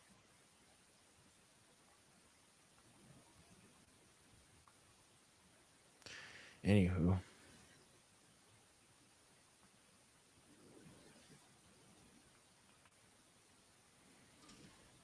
Wait, so will you be watching the Real Madrid City game or no, not at all? Yeah, I have it on Sunday. It's unfortunate. The good thing though, next the round of 16, all eyes on PSG, on everyone in the world, That's true. Yeah, regardless of who we play. I mean, it probably would be the biggest. Okay, I want to see what are the biggest possible odds. So PSG, either Liverpool, Barca. That's probably the biggest. You've got Club Brugge versus either Lille or Aston Villa. Other one is Madrid Atletico. I think that's the second biggest possible game. I mean, Juve, potentially Arsenal or Inter. That's pretty big. Feyenoord versus Inter or Arsenal. No. Oh, I mean, realistically, regardless if that Leverkusen or Atletico are gonna have pretty difficult games because you either play the winner of Real or Man City or Bayern. Even though seeing Bayern, they don't seem that difficult, but historically, still pretty big heavyweights.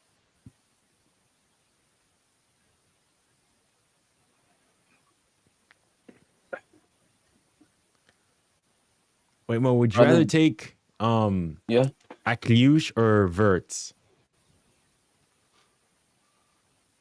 Verts. Actually, probably. I think she's just cheaper, more available, Yeah, and he I think, wants it. yeah, I think Akli is probably better fit because we don't really play with the 10, so I don't think Vert would work. I think Virch could play as an offensive 8. I'm not sure. Nah, he's more of an attacker than he is really a midfielder at Leverkusen.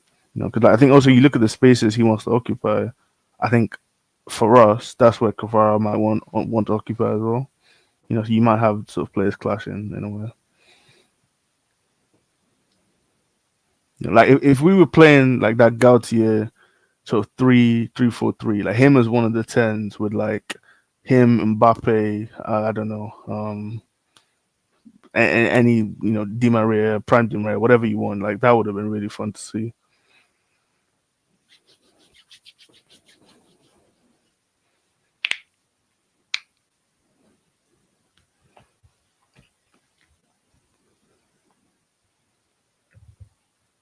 But Junior and DJ,